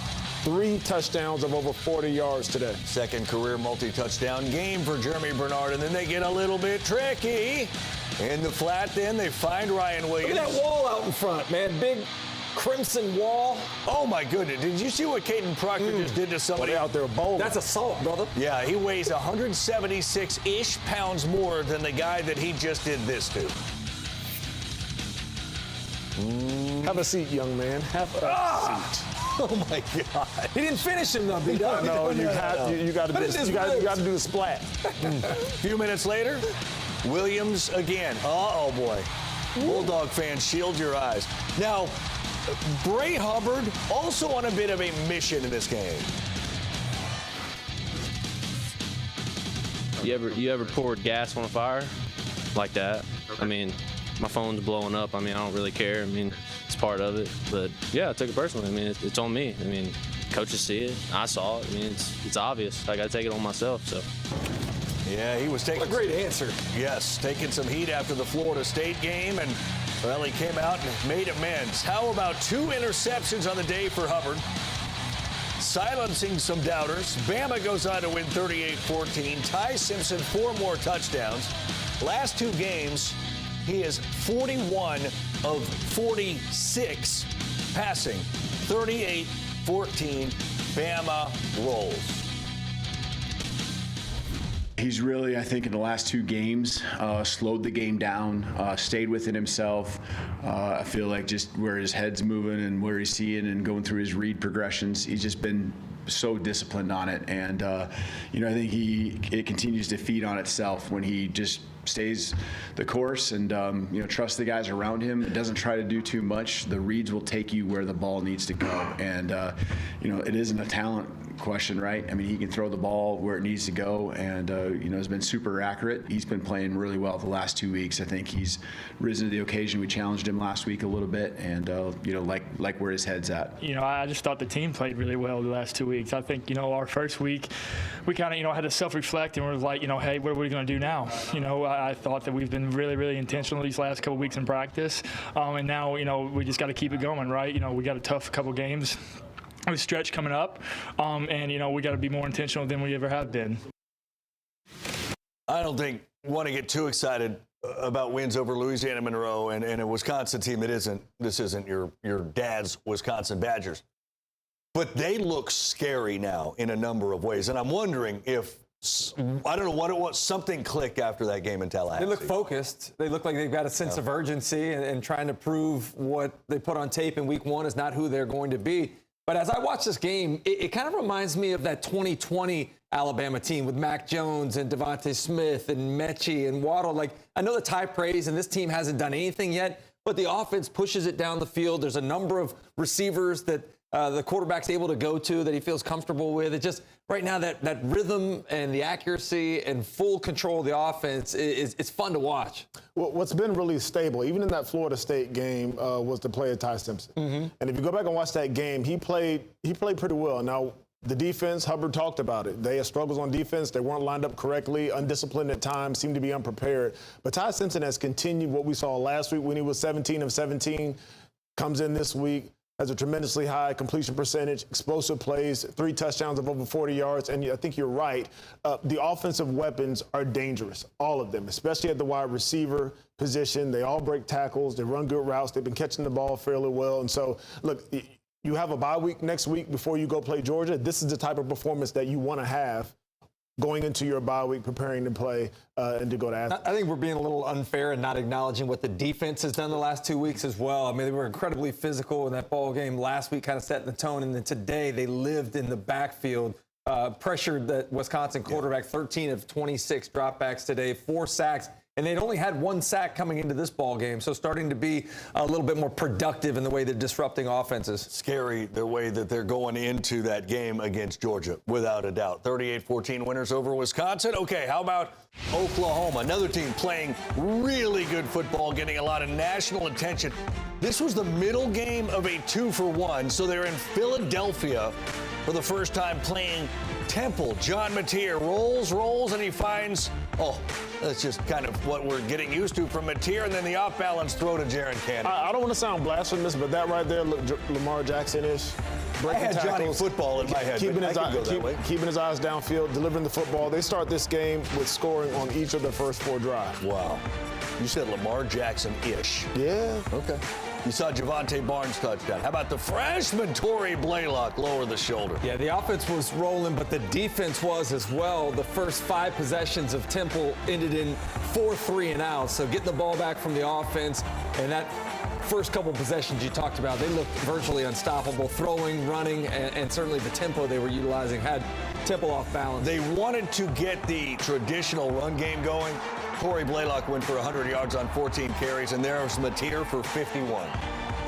Look, carryover from what we saw last week, Mateer really has complete control of this offense, and I think this is what we should expect, right? Comes over with his offense coordinator. He's had a seamless transition, but it's exciting to see there in Oklahoma with this offense rolling.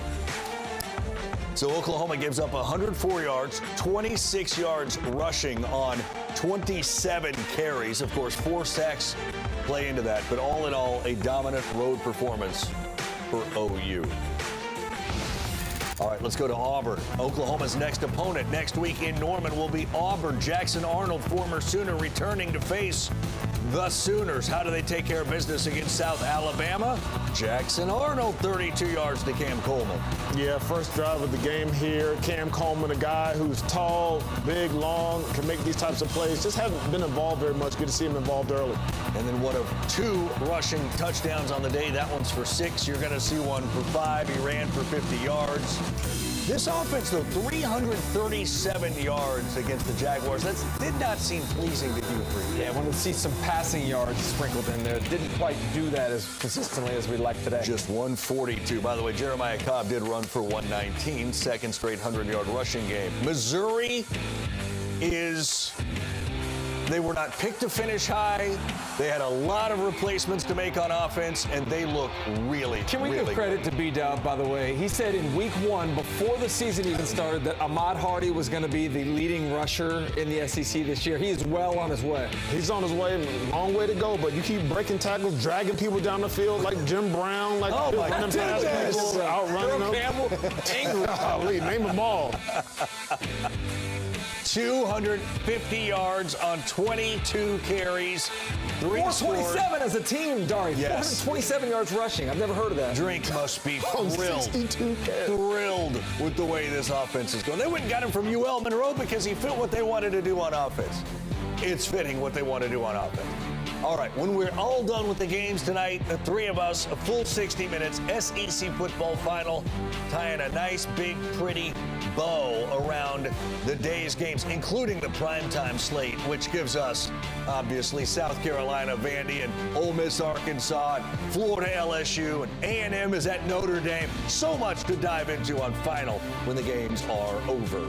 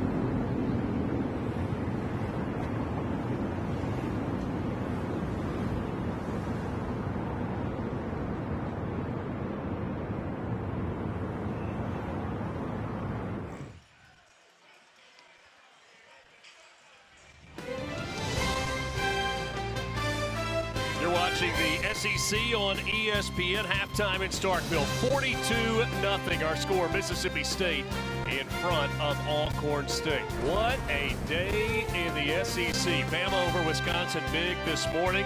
Oklahoma, rare trip on the road to Philadelphia. They beat Temple handily. Auburn escapes on the Plains with a 31-15 win over South Alabama. Mizzou big over Louisiana. A wild one in Knoxville. Tennessee had a chance to win it with a field goal at the buzzer. Missed. Overtime. Georgia escapes. They moved to 3-0. And Texas with a 27-10 win over Utah. Big games happening tonight all around the league. We'll keep you up to date on those scores as well. You know who else will keep you up to date with the scores?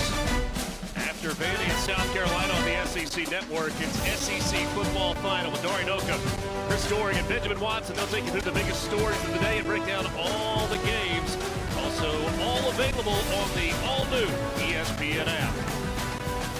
42-0 our score in Starkville. More action coming up when we come back.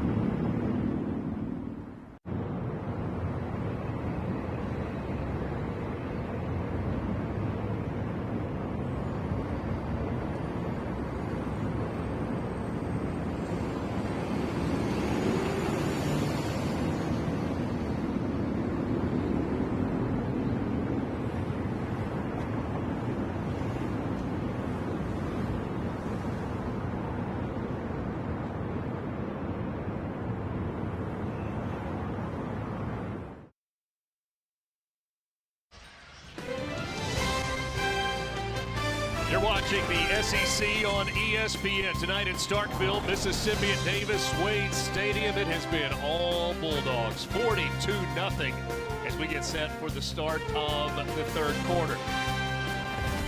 Alongside Charles Arbuckle, I'm Richard Cross. We're glad to be with you tonight as night falls over Davis-Wade Stadium. Stephanie Odie's on the field. We'll check in with her in just a moment. Jeff Levy told us he wanted to see execution. He wanted to see his team play fast, and he wanted to see them play clean. Check, check, and check. Yeah, all the checks to the box are E or D, whichever one you want. And they've done a really nice job of attacking this game today. It did not take long once they got going. Blake Shapen missed on a deep shot first play of the game, so went right back to the air and hooked up with Jordan Mosley. Well, when you have an opportunity to do that, then you come with Mario Taylor in a little razzle-dazzle. Brennan finally got his, and then Shapen around the edge. Nice Finally, job. it took like 4 minutes before he got one. Bulldog defense was ready for the challenge as well. Big interception when the opportunity presented itself.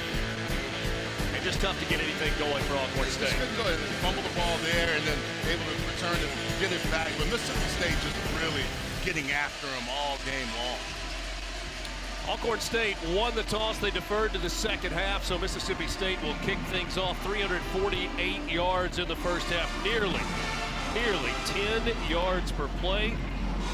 42 points, second most in a half since 1950.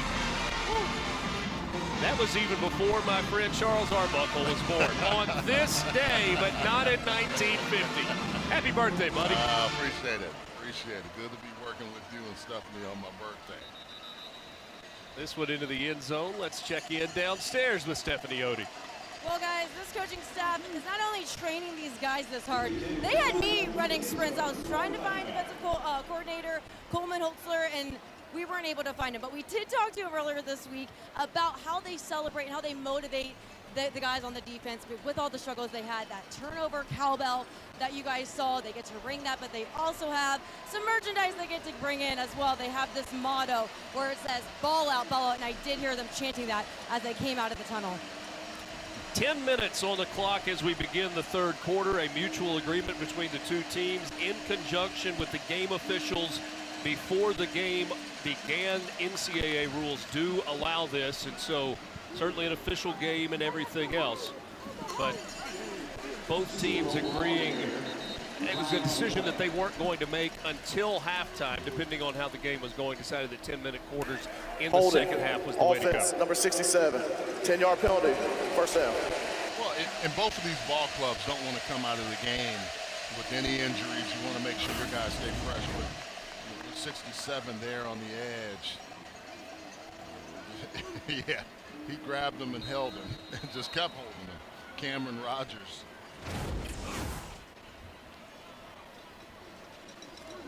Corian Sewell in the backfield alongside Jalen Tolbert. Tolbert had a couple of really nice throws in the first half. One in particular that ended up being a Diego Brumfield interception. Just through the hands of Jarvis Rush. Here's Tolbert with time, throws it underneath. That one is complete to Damian Jones out across the 20. Sometimes he'll hold it just a little long, and to me, that's an opportunity there. You get it out to the back and let him go. If you hold it too long, you get yourself in harm's way.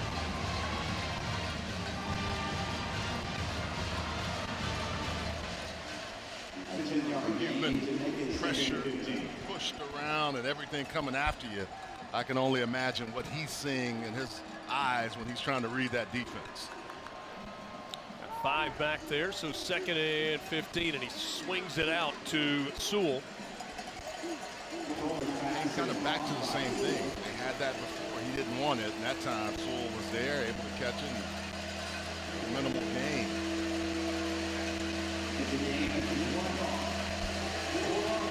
Just a yard. So 3rd and 14 for Alcorn State, opening possession of the second half.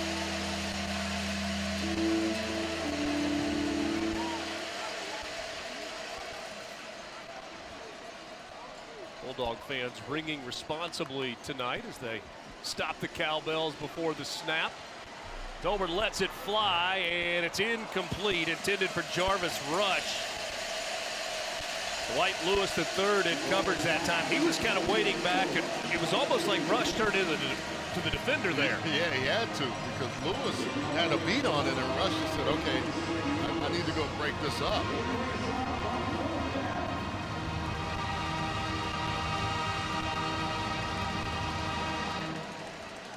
The last punt that Alcorn State had, they kicked it away from Anthony Evans.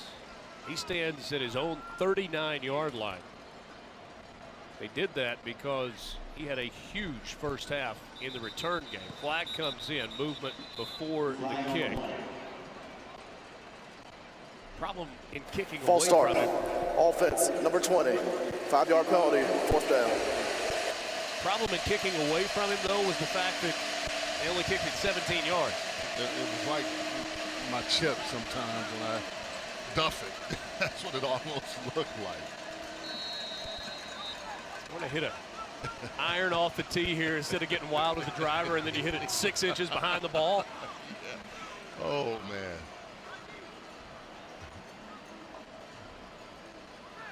So now Duval all the way back from his own 2-yard line.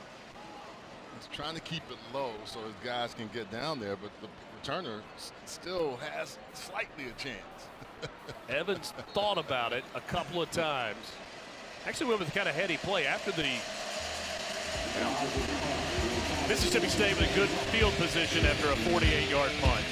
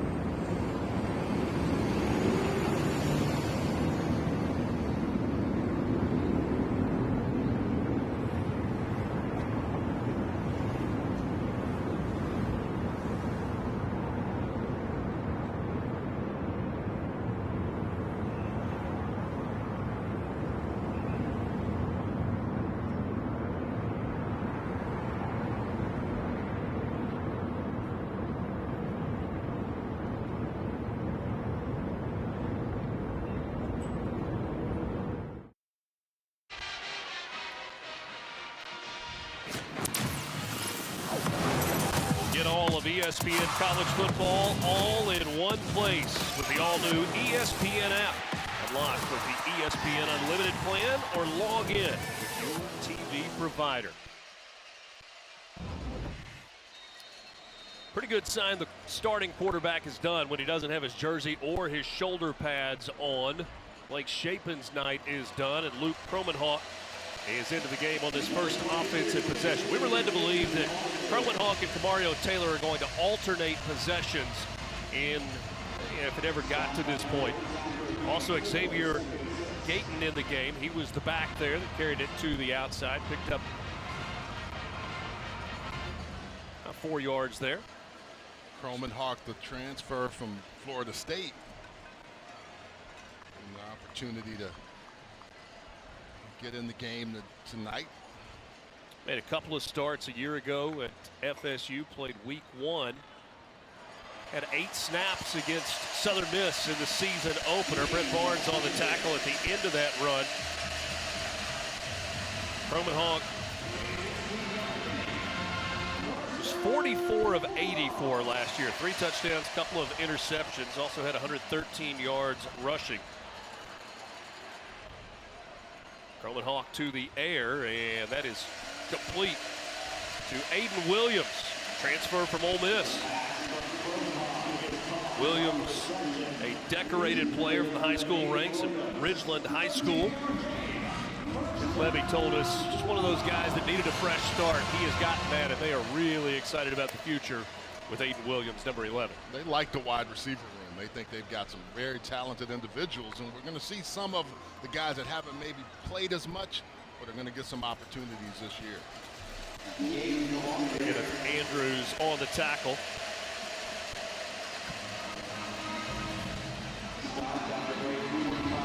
Real, looks like somebody's down. Officials timeout for injury to the defense. That is Jaquez Dew. With the break on the field, we will take one as well. 42-0, Mississippi State in front and threatening.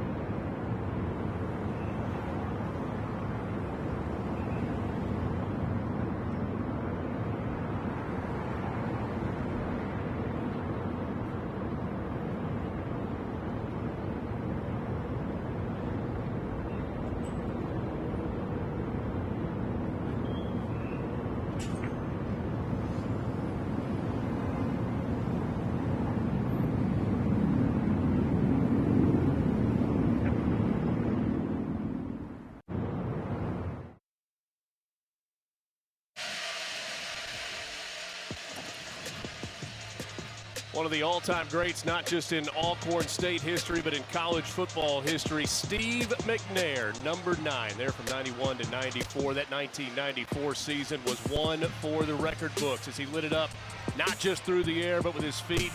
Went on to an incredible NFL career with the Tennessee Titans.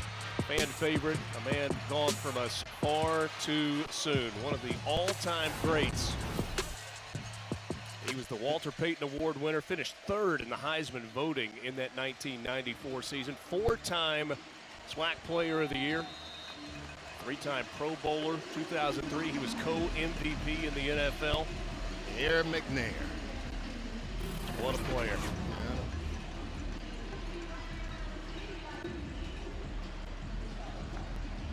42-0 our score. Got the Dynamite Band. They performed at halftime. A run up the middle. That's Caton into the end zone for a Mississippi State touchdown. 25 yards, barely touched.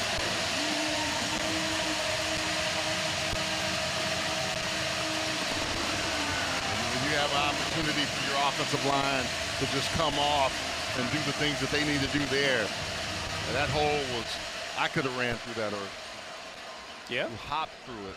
Okay. Still got the wheels? No, they would have caught me, but it was big enough for me to even gallop through it. 5 plays, 63 yards, 2 minutes, 10 seconds. You're going to get a chance here to look at the blocking that Charles was talking about just a moment ago. When you get your offensive line and just come off the ball, look at the guard and tackle, and then the tight end falling down, and then the puller just able to take everybody out. There's no one there. No one there to touch Gayton until his people are there. Has Mississippi State done more of that tonight, pulling linemen than you've seen previously? They always do it. They always do it, but they've been real good, and we can talk about it when we come back. 49-0 Mississippi State running away with this one.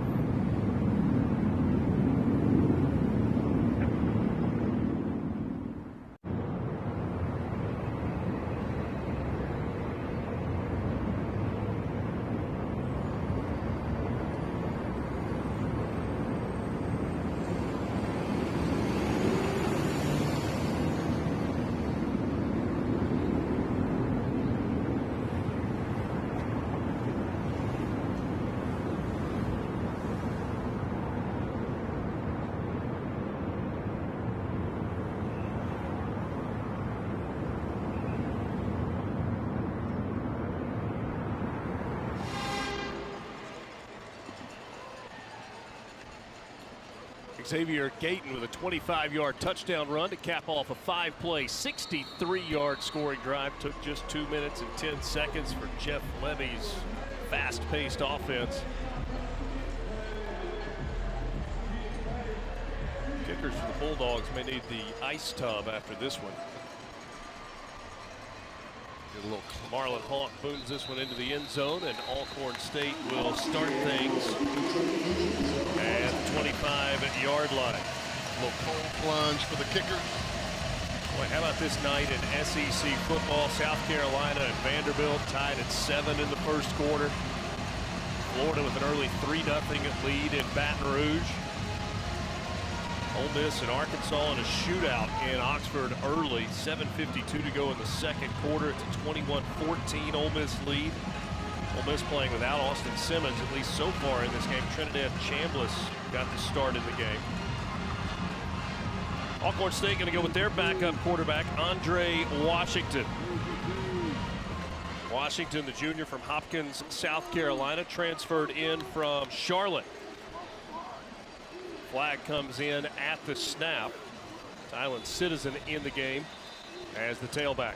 By him clapping, he got one of his own guys to jump. Different cadence. Offside. Defense, number 97. In the neutral zone at the snap. 5-yard penalty. First down. He did get them also. But when you get a new cadence, you got guys that are trying to get off the ball quickly. Line scrimmage is now the Alcorn State 30.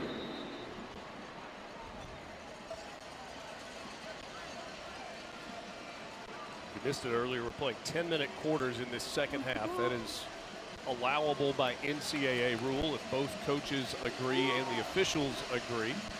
Everybody was okay with that idea. This pass complete to Omarion Blakes.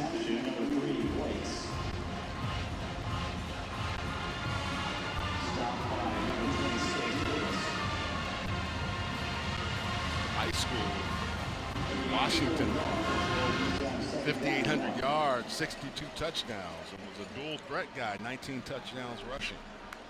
Ridgeview High School in South Carolina. Washington going to keep it himself. There's not much there. Got a yard, maybe two. Tyler Lockhart, the freshman from Kilmichael, Winona High School, with the tackle. His fourth of the season. Washington was at South Carolina State from 22 to 23 and then transferred in from Charlotte after last year. Coaching change at Charlotte. Biff Poggi, the former coach at Charlotte, back on staff now at Michigan, and he is the acting head coach in Sharon Moore's absence. Won the game today. Won it big today. Flag comes in, a catch made at the 43-yard line.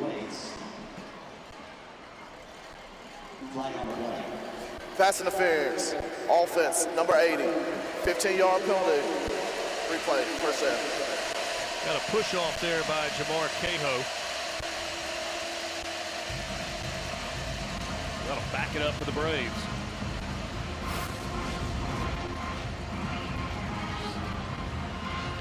Blocking, just pushing off. The receiver even had a chance to catch the ball. And wipes a catch off the board for Blakes. I'll have a conversation about that. Hey man, you're messing with my stats. First and 25 for the Braves here. Penalties on back-to-back plays.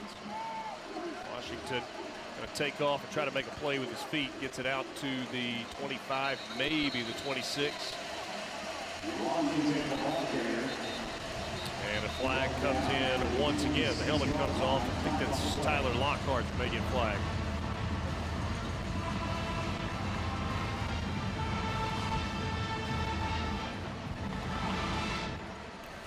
Personal foul, face mask, grabbing a helmet open, defense, 15 yards, automatic, first down.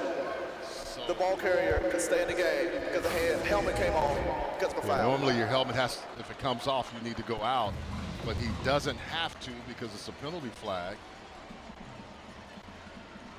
Washington. Yes, that is a face mask.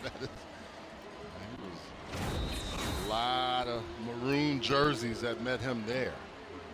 So that wipes away the long down and distance. It's a fresh set of downs for the Braves. First and 10 from the 41. Citizen on the carry, not much there.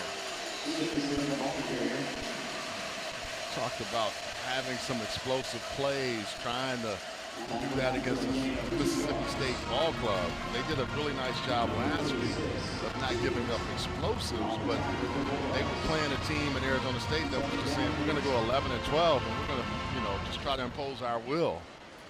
At the very end, they were able to make some plays and turn that game around.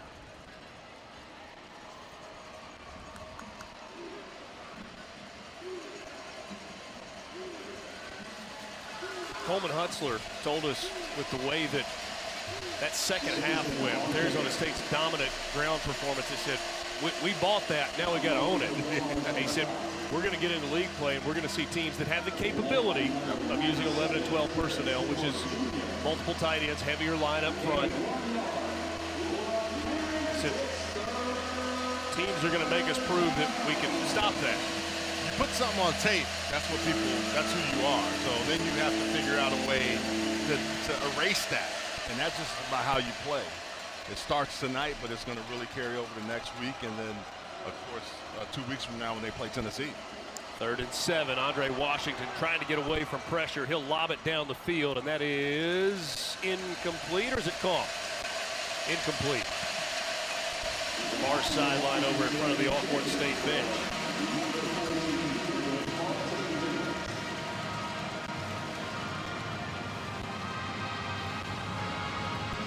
This gives you a chance to see a lot of different players on both sides.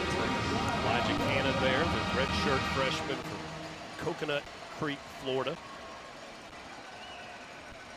Hunter Washington going to be back to return this punt for Mississippi State.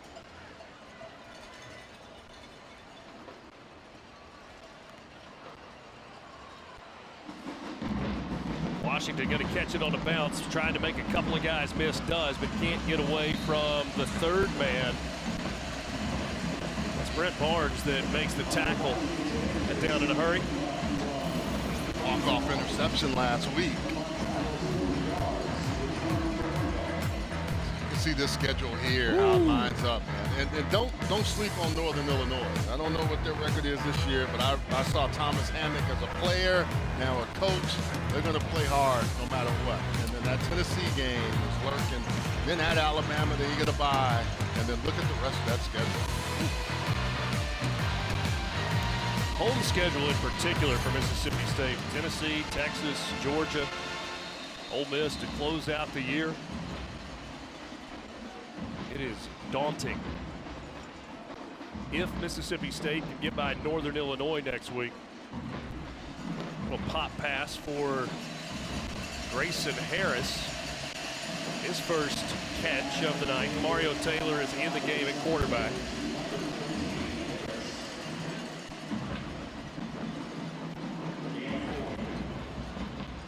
Seeing Mario Taylor throw a touchdown pass earlier.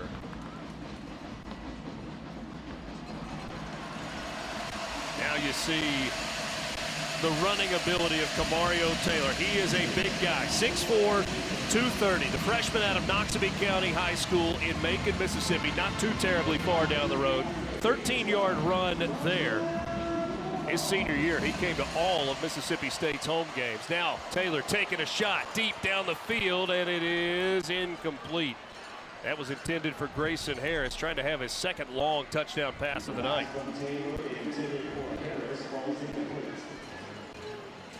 Number 8 dual threat quarterback in 2025, and they're going to do a lot with him in packages this year to keep him engaged and keep him. I mean, actually, you saw earlier his ability to run. He's going to be a real key component to this offense. Talked about all the new faces on this Mississippi State team, about 60 from a year ago.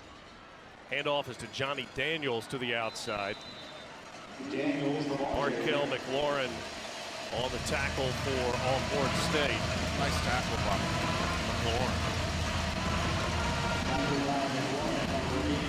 But a nice high school mix in that most recent recruiting class. You saw 3 of the ESPN 300. Part of that signing class from a year ago. So it's a mix of transfer portal guys and high school players. State of Mississippi, good high school football state. Well, look at the ball come out of the hands of Camario Taylor. How about that frozen rope? There is a flag on the play. On the move. That was impressive. Even though it'll come back. I mean, he was able to get his shoulders around and fire a dart. 17-yard gain, but Mississippi State thinks this one's There are against 2 them. fouls on the play. Ineligible player downfield. Offense, number 81. That penalty's declined. Ineligible touching. Illegal touching. Offense, number 81. 5-yard penalty. Also carries a loss of down. 4th down. He must have been covered up. Okay. And he became an ineligible receiver because of that. Because of the way the formation was. Coach is upset because you got an opportunity there. Someone was not in the place that they need to be. Omarion Blakes.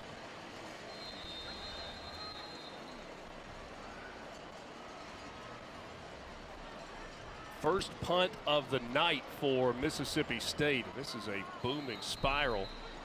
to go out of bounds, so no chance for Omarion Blakes to return this one.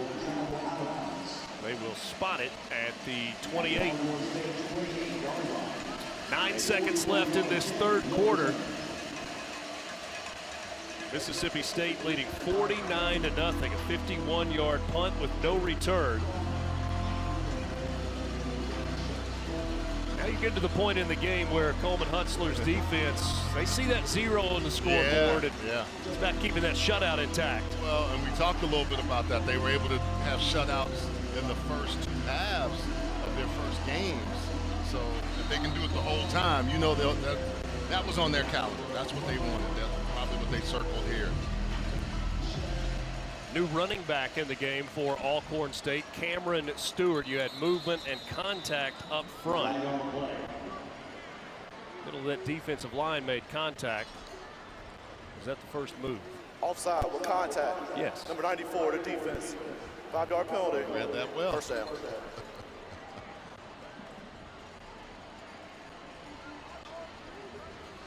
He was a little anxious. Last shutout for Mississippi State back in 2017 against Charleston Southern. So we've got 10 minutes and 9 seconds remaining in this game. This one's complete to Damian Jones, but he fumbles it. Mississippi State able to scoop it. Dwight Lewis, the third. He'll take it inside the 5. He's wrestled down at the 3-yard line. A turnover after the catch. The 5th-year senior from Fairborn, Ohio. 34 yards on the scoop and return. Cameron Stewart gives the ball up.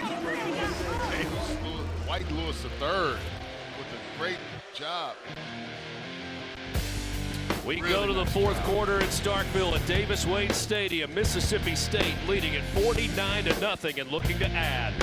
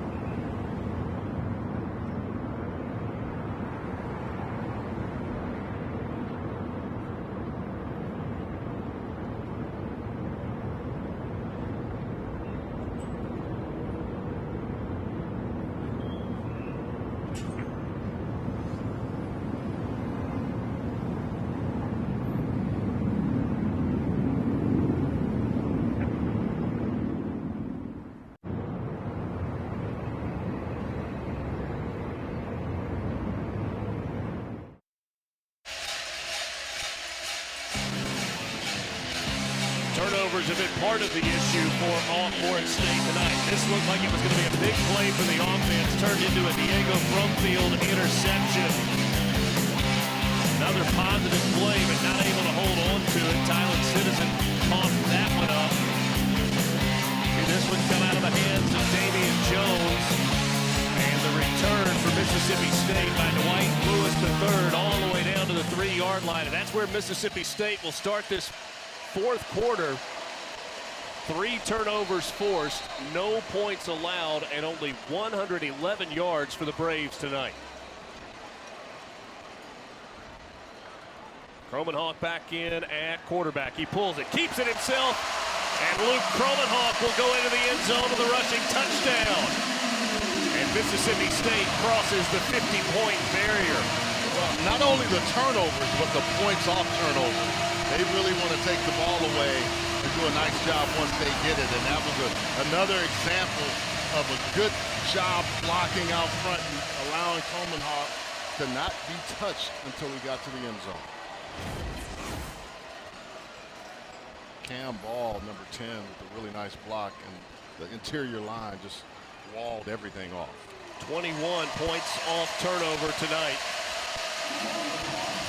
Marlon Hawk with the extra point. It's 56-0. Mississippi State pouring it on tonight at Davis Wade Stadium.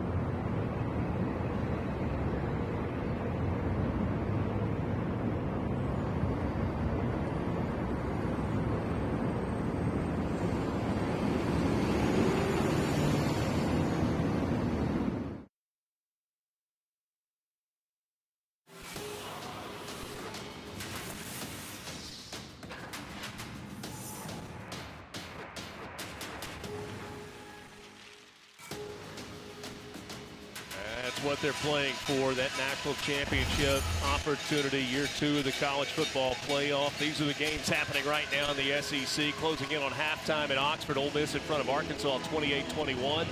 Florida and LSU tied at 3. Notre Dame up 10 at home against Texas A&M. Kentucky looking for a win against Eastern Michigan, and a good one in Columbia, South Carolina. Vandy and the Gamecocks tied at 7 apiece. Another kick that is a touchback. 9:55 remaining. Alcorn State trailing 56-0. Will start from their own 25-yard line. We've seen 3 quarterbacks tonight from Mississippi State. Blake Shapen has not played in the second half. Hawk had the rushing touchdown. Blake Shapen may have had time for all the sweat to dry at this point. You've seen Kamario Taylor. He had the touchdown pass in the first half. Hawk just had the rushing touchdown.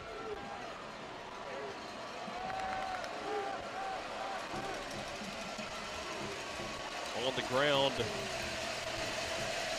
Carl McDonald Jr., the true freshman out of Natchez, Mississippi, Natchez High School. On the run. Jermaine Gales was excited to see him even more. You know, he only had 1 carry coming into the nice game, but thought at some point we would see the true freshman.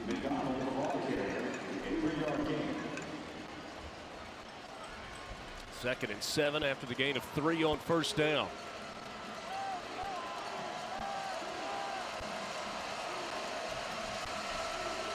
Andre Washington has played most of this second half at quarterback for Alcorn State.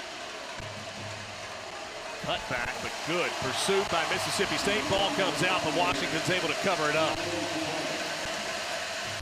Gotta have ball security when you're in the game. Cameron Stewart's coming back in. Young player Carl McDonald is going to start outside. And the worst thing you can do is come back in with the bigs. They usually knock that ball out. That was a 5th fumble in this game for Alcorn State. Good job by Andre Washington of being heads up. Behind the sticks, 3rd and 12 for the Braves.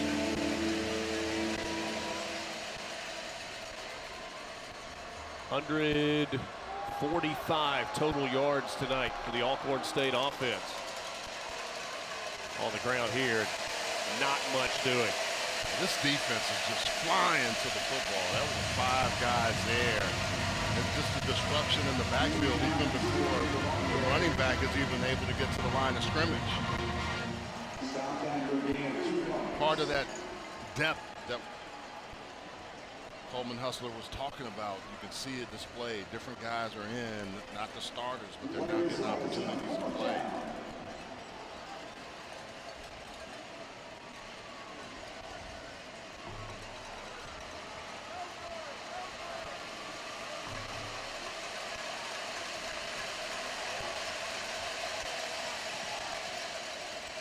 Franklin Rogers, the punter this time for Alcorn State. They've gone with Demetrian Duval for most of the game.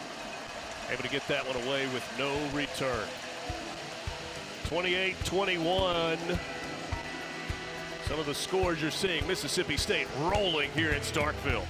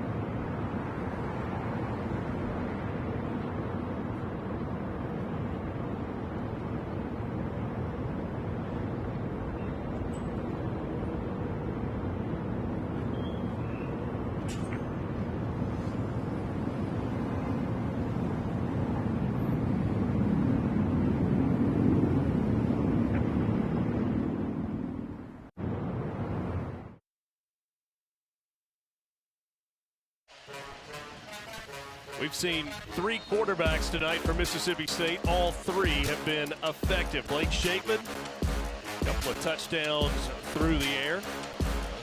Had one rushing as well. Mario Taylor with the big throw for a touchdown earlier in the ballgame. This is the one on the ground for Shapeman. Nice start across the middle. And then Cromenhawk says, hey, I want to get involved too. Let me get a little bit of this touchdown party.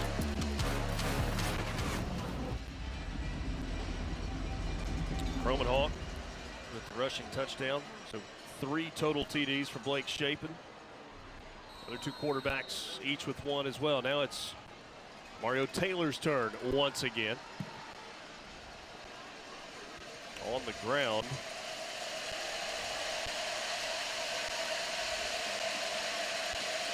Mississippi State getting deep into the bench at this point. The handoff goes for 4 yards, 2nd down and 6.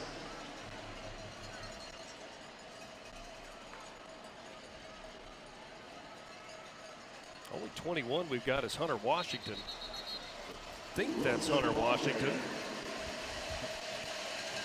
Giving him some run on the offensive side. Unless we have a double jersey. We don't have another 21 listed.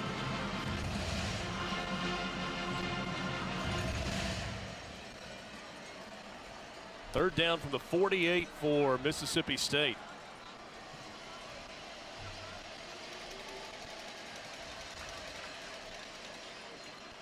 Mario Taylor going to keep it himself. Turns it up, dives toward the 40. That's a first down for the Bulldogs. They will keep the drive going.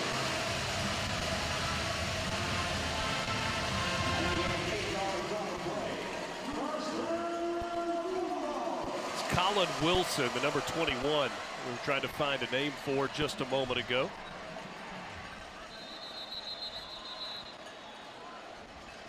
He's 26 on the roster, but he's going with 21 tonight. Alcorn State player down. Changed it up on Injuries to the defense. By rule, Alcorn State will be charged with a timeout.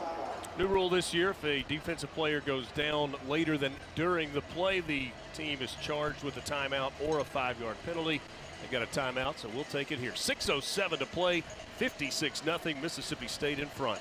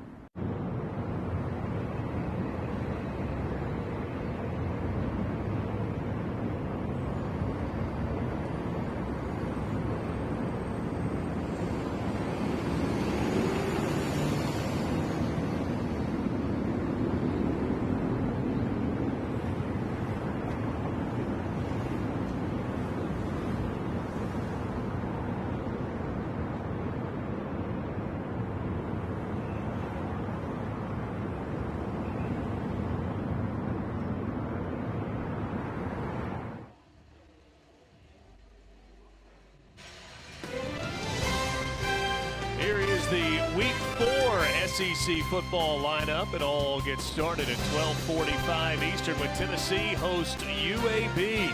Followed by these Bulldogs taking on Northern Illinois. Then number 3 LSU hosts Southeastern Louisiana in Death Valley. And then a bonus game, number 7 Texas at home at DKR next Saturday night against Sam Houston. Colin Wilson on the carry. Colin Wilson, a freshman from Gulf Shores, Alabama, getting a chance here in the fourth quarter. You join us late. 10-minute quarters in the second half of this game. Both teams agreed to that. That is allowed by rule. Seth Davis now in the game alongside Camario Taylor. And it's Davis that gets a chance, burst up the middle, big hole there, and he's able to get close to a first down. Going to be about 2 yards short. That was a burst by Davis. He's a third-year sophomore out of Katy, Texas. Right outside of Houston. You know that area. Yeah. Katy has blown up from the standpoint of being a suburb of Houston and high schools that have exploded. A lot of good football played out there. Hard to know where one town stops and the next one starts. The way Houston likes to annex, so to speak. Taylor pulls it. He's going to keep it. He's got a lot of green in front of him. Camario Taylor cuts it inside the 15, knocked off his feet at the 13-yard line. He took a page out of Blake Shapin's book, The Edge. If you lose contain and you have that zone read opportunity where you can hand it or take it, watch the end. There's no end there, and he sees that, comes in, and he's engaged with the tackle. Camario Taylor, some speed.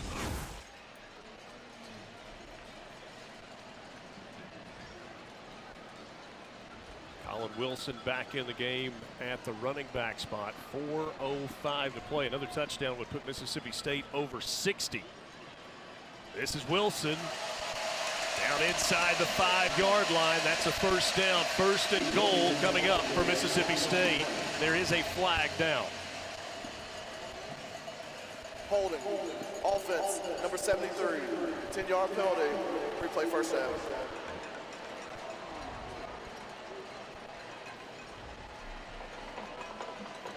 Jaquan Holden. See big 73 right side of the line, and once he loses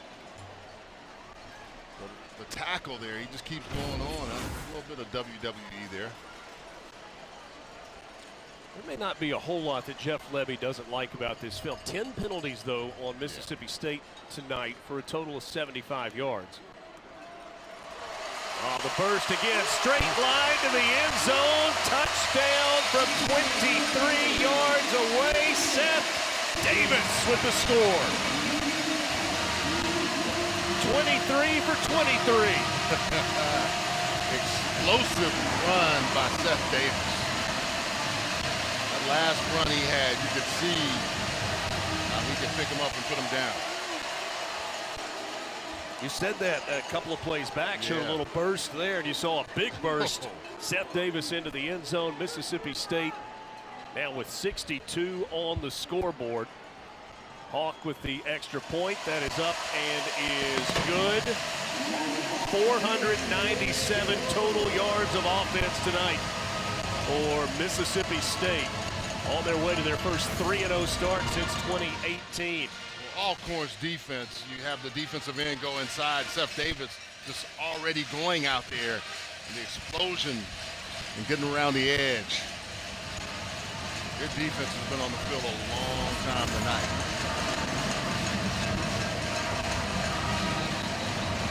I agree with you, though. I think Jeff Lebby and the staff have to be happy with how they found plays in the passing game, the run game, but the penalties are going to be one of the things. And there's some penalties that were just uncharacteristic of this team that's how they played so far. They've been pretty good from the line. And we talked a moment ago. Look at it. They're celebrating with Seth Davis on the sideline. Teammates awfully happy for him. We looked at Mississippi State's schedule. Going Northern Illinois next week, final non-conference game. Yep. 4 non-conference to start the year, then they'll play straight through SEC the rest of the way after that. If they are able to get past Northern Illinois, all of a sudden, that game against Tennessee 2 weeks from tonight, right here in Starkville, you're going to get a repeat of that atmosphere that you had last Saturday night and then some. And you have 4 back-to-back home games that they're in the middle of right now, which has to be great for them. Let's check in with Stephanie for more on Seth Davis. Yeah, you guys saw all the emotions, extra excitement on the sideline for him. He was injured 2 years ago in the Egg Bowl. I just talked to the trainer. It was a very low percentage of him returning. To have a moment like that really got the team back on their feet, reiterating Mississippi State. Are they back? Guys, are they back? So, we'll see. I mean, I would say it certainly is a better place than it was. It is. And the thing I like is you can tell how happy his teammates are for him. Because when you watch a guy go through injuries and you're not sure if you're going to be able to come back, that's the beauty of this game. And to Stephanie's question, are they back? We're going to know a whole lot more 2 weeks from tonight. Yeah, and I agree with that. That's a great question to ask. But I think, are they better than where they were? Yes. Are they back? We'll know about that real soon. Team that was 2-10 a year ago, 0-8 in Southeastern Conference play. Year 1 for Jeff Levy. But Richard, when you watch the tape of those guys last year, like I did at the very end of the season, they still played hard. They just didn't have guys that can make plays. And when I watch tonight, whether it's the first unit or the second unit, they're flying to the football. They're not doing everything perfect, but they're getting there quick, fast, in a hurry. There was one game a year ago where they kind of shut it down. It was against Toledo in the non-conference. Outside of that, it was simply a depth, talent, do you have the pieces issue. Coming up on the 2-minute timeout, third down play is what we will have for Alcorn State. 2-minute timeout. When we come back, Mississippi State leading at 63-0 on this Saturday night in Starkville.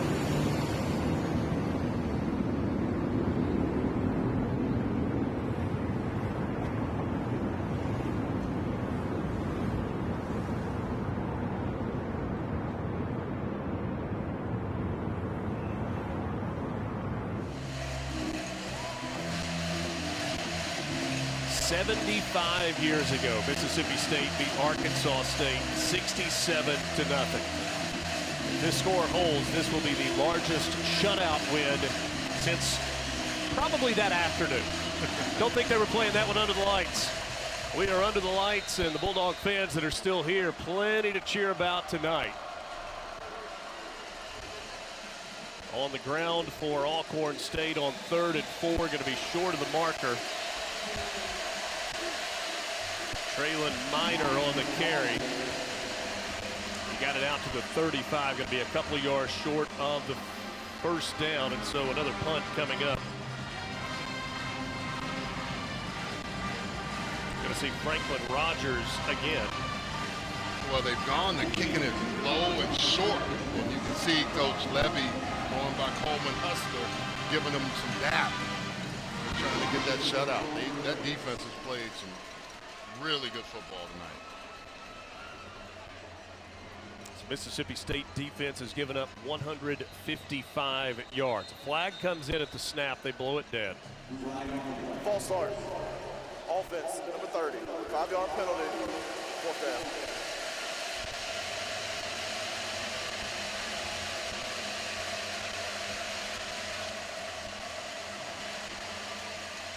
Jalen McCroy, the guilty party.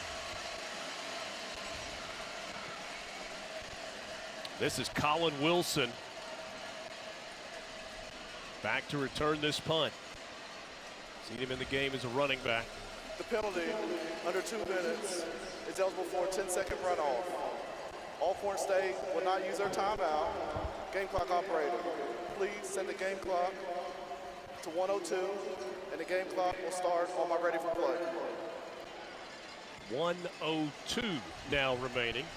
Vanderbilt just took a lead over South Carolina late in the second quarter, trying to make it 14-7 pending the extra point. LSU leading Florida 10-3. Halftime score between Ole Miss and Arkansas. Rebels in front of the Razorbacks 31-28. A little shootout going there. Woo. Arkansas missed a field goal on its opening drive of the game. Both teams scored every single possession the rest of the way. So Mississippi State will get the football back, leading 63-0. Pretty good night at the office for the Bulldogs. Yeah, everything they wanted to do and they talked about this week, it seems like they've got accomplished. And I think that's what you have when you have a team that's trying to go in that right direction, play to your level, and we've seen that tonight. By the way, Florida an extra point away from tying it up in Baton Rouge. New quarterback in for Mississippi State. Parker Puckett getting a chance. And it's Wilson bouncing it to the outside across midfield to the 45-yard line. Another first down. Bulldogs go over 500 yards of total offense with that 17-yard run. Colin Wilson says, okay, Seth, I see you moving real fast. Let me get some of that, too. And that appears to be the final play of the ball game. Jeff Levy able to get Puckett into the game at the very end, get him a snap. He'll head toward midfield to meet Cedric Thomas, the head coach of Alcorn State.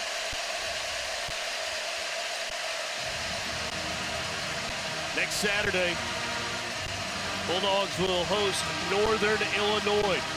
Afternoon game to try and get to 4-0.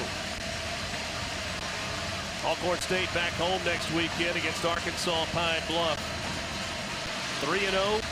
First time for the Bulldogs in 7 years. 2018, the last time they began the season at 3-0. Biggest shutout win since 1950. Here's Jeff Levy with Stephanie Odie. Coach, what a great performance for your team. Another one here at Davis-Wade. You talked about wanting to get that defense back in check. You got to ring that turnover bell 3 times. How does it feel? That was huge for us. I'm proud of our defense. We did some things offensively that put them in a bad situation defensively, and then we found a way to make plays, create turnovers, so proud of that group.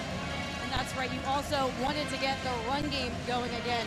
You multiplied the rushing yards 4 times over, 6 on the ground in the end zone. again, getting this thing clicking on all cylinders. What is it that's getting everything clicking? Yeah, I think those guys just hit their groove a little bit today, and we're going to need our run game in a huge way as we continue to move forward. That's right. You have conference play in just 2 weeks. You can feel the energy. I know you like to keep the emotions in check. The highs can't get too high, the lows can't get too low. But you can feel it. We all can feel it. What is your message to the SEC right now? It is. It's about clearing this one, getting better from this one. 3:15 next Saturday. We've got a really good Northern Illinois football team coming in here. We've got to protect Davis Wade, and that's going to be the message. Awesome job tonight. Thank you so much, Coach. Thank you. Many thanks to Jeff Levy. His Bulldogs hang 63 on the scoreboard tonight. Final thought. Hey, everything they said they wanted to do, they did. Clean up the penalties, but other than that, this is a big, big win for this Mississippi State Bulldogs team. 75 years since the Bulldogs have had a shutout victory this large. Thanks for spending part of your Saturday with us. Final score at Starkville, 63-0. Mississippi State with the shutout win. For my partner, the birthday boy, Charles Arbuckle, I'm Richard Cross. For our entire crew, good night from Starkville.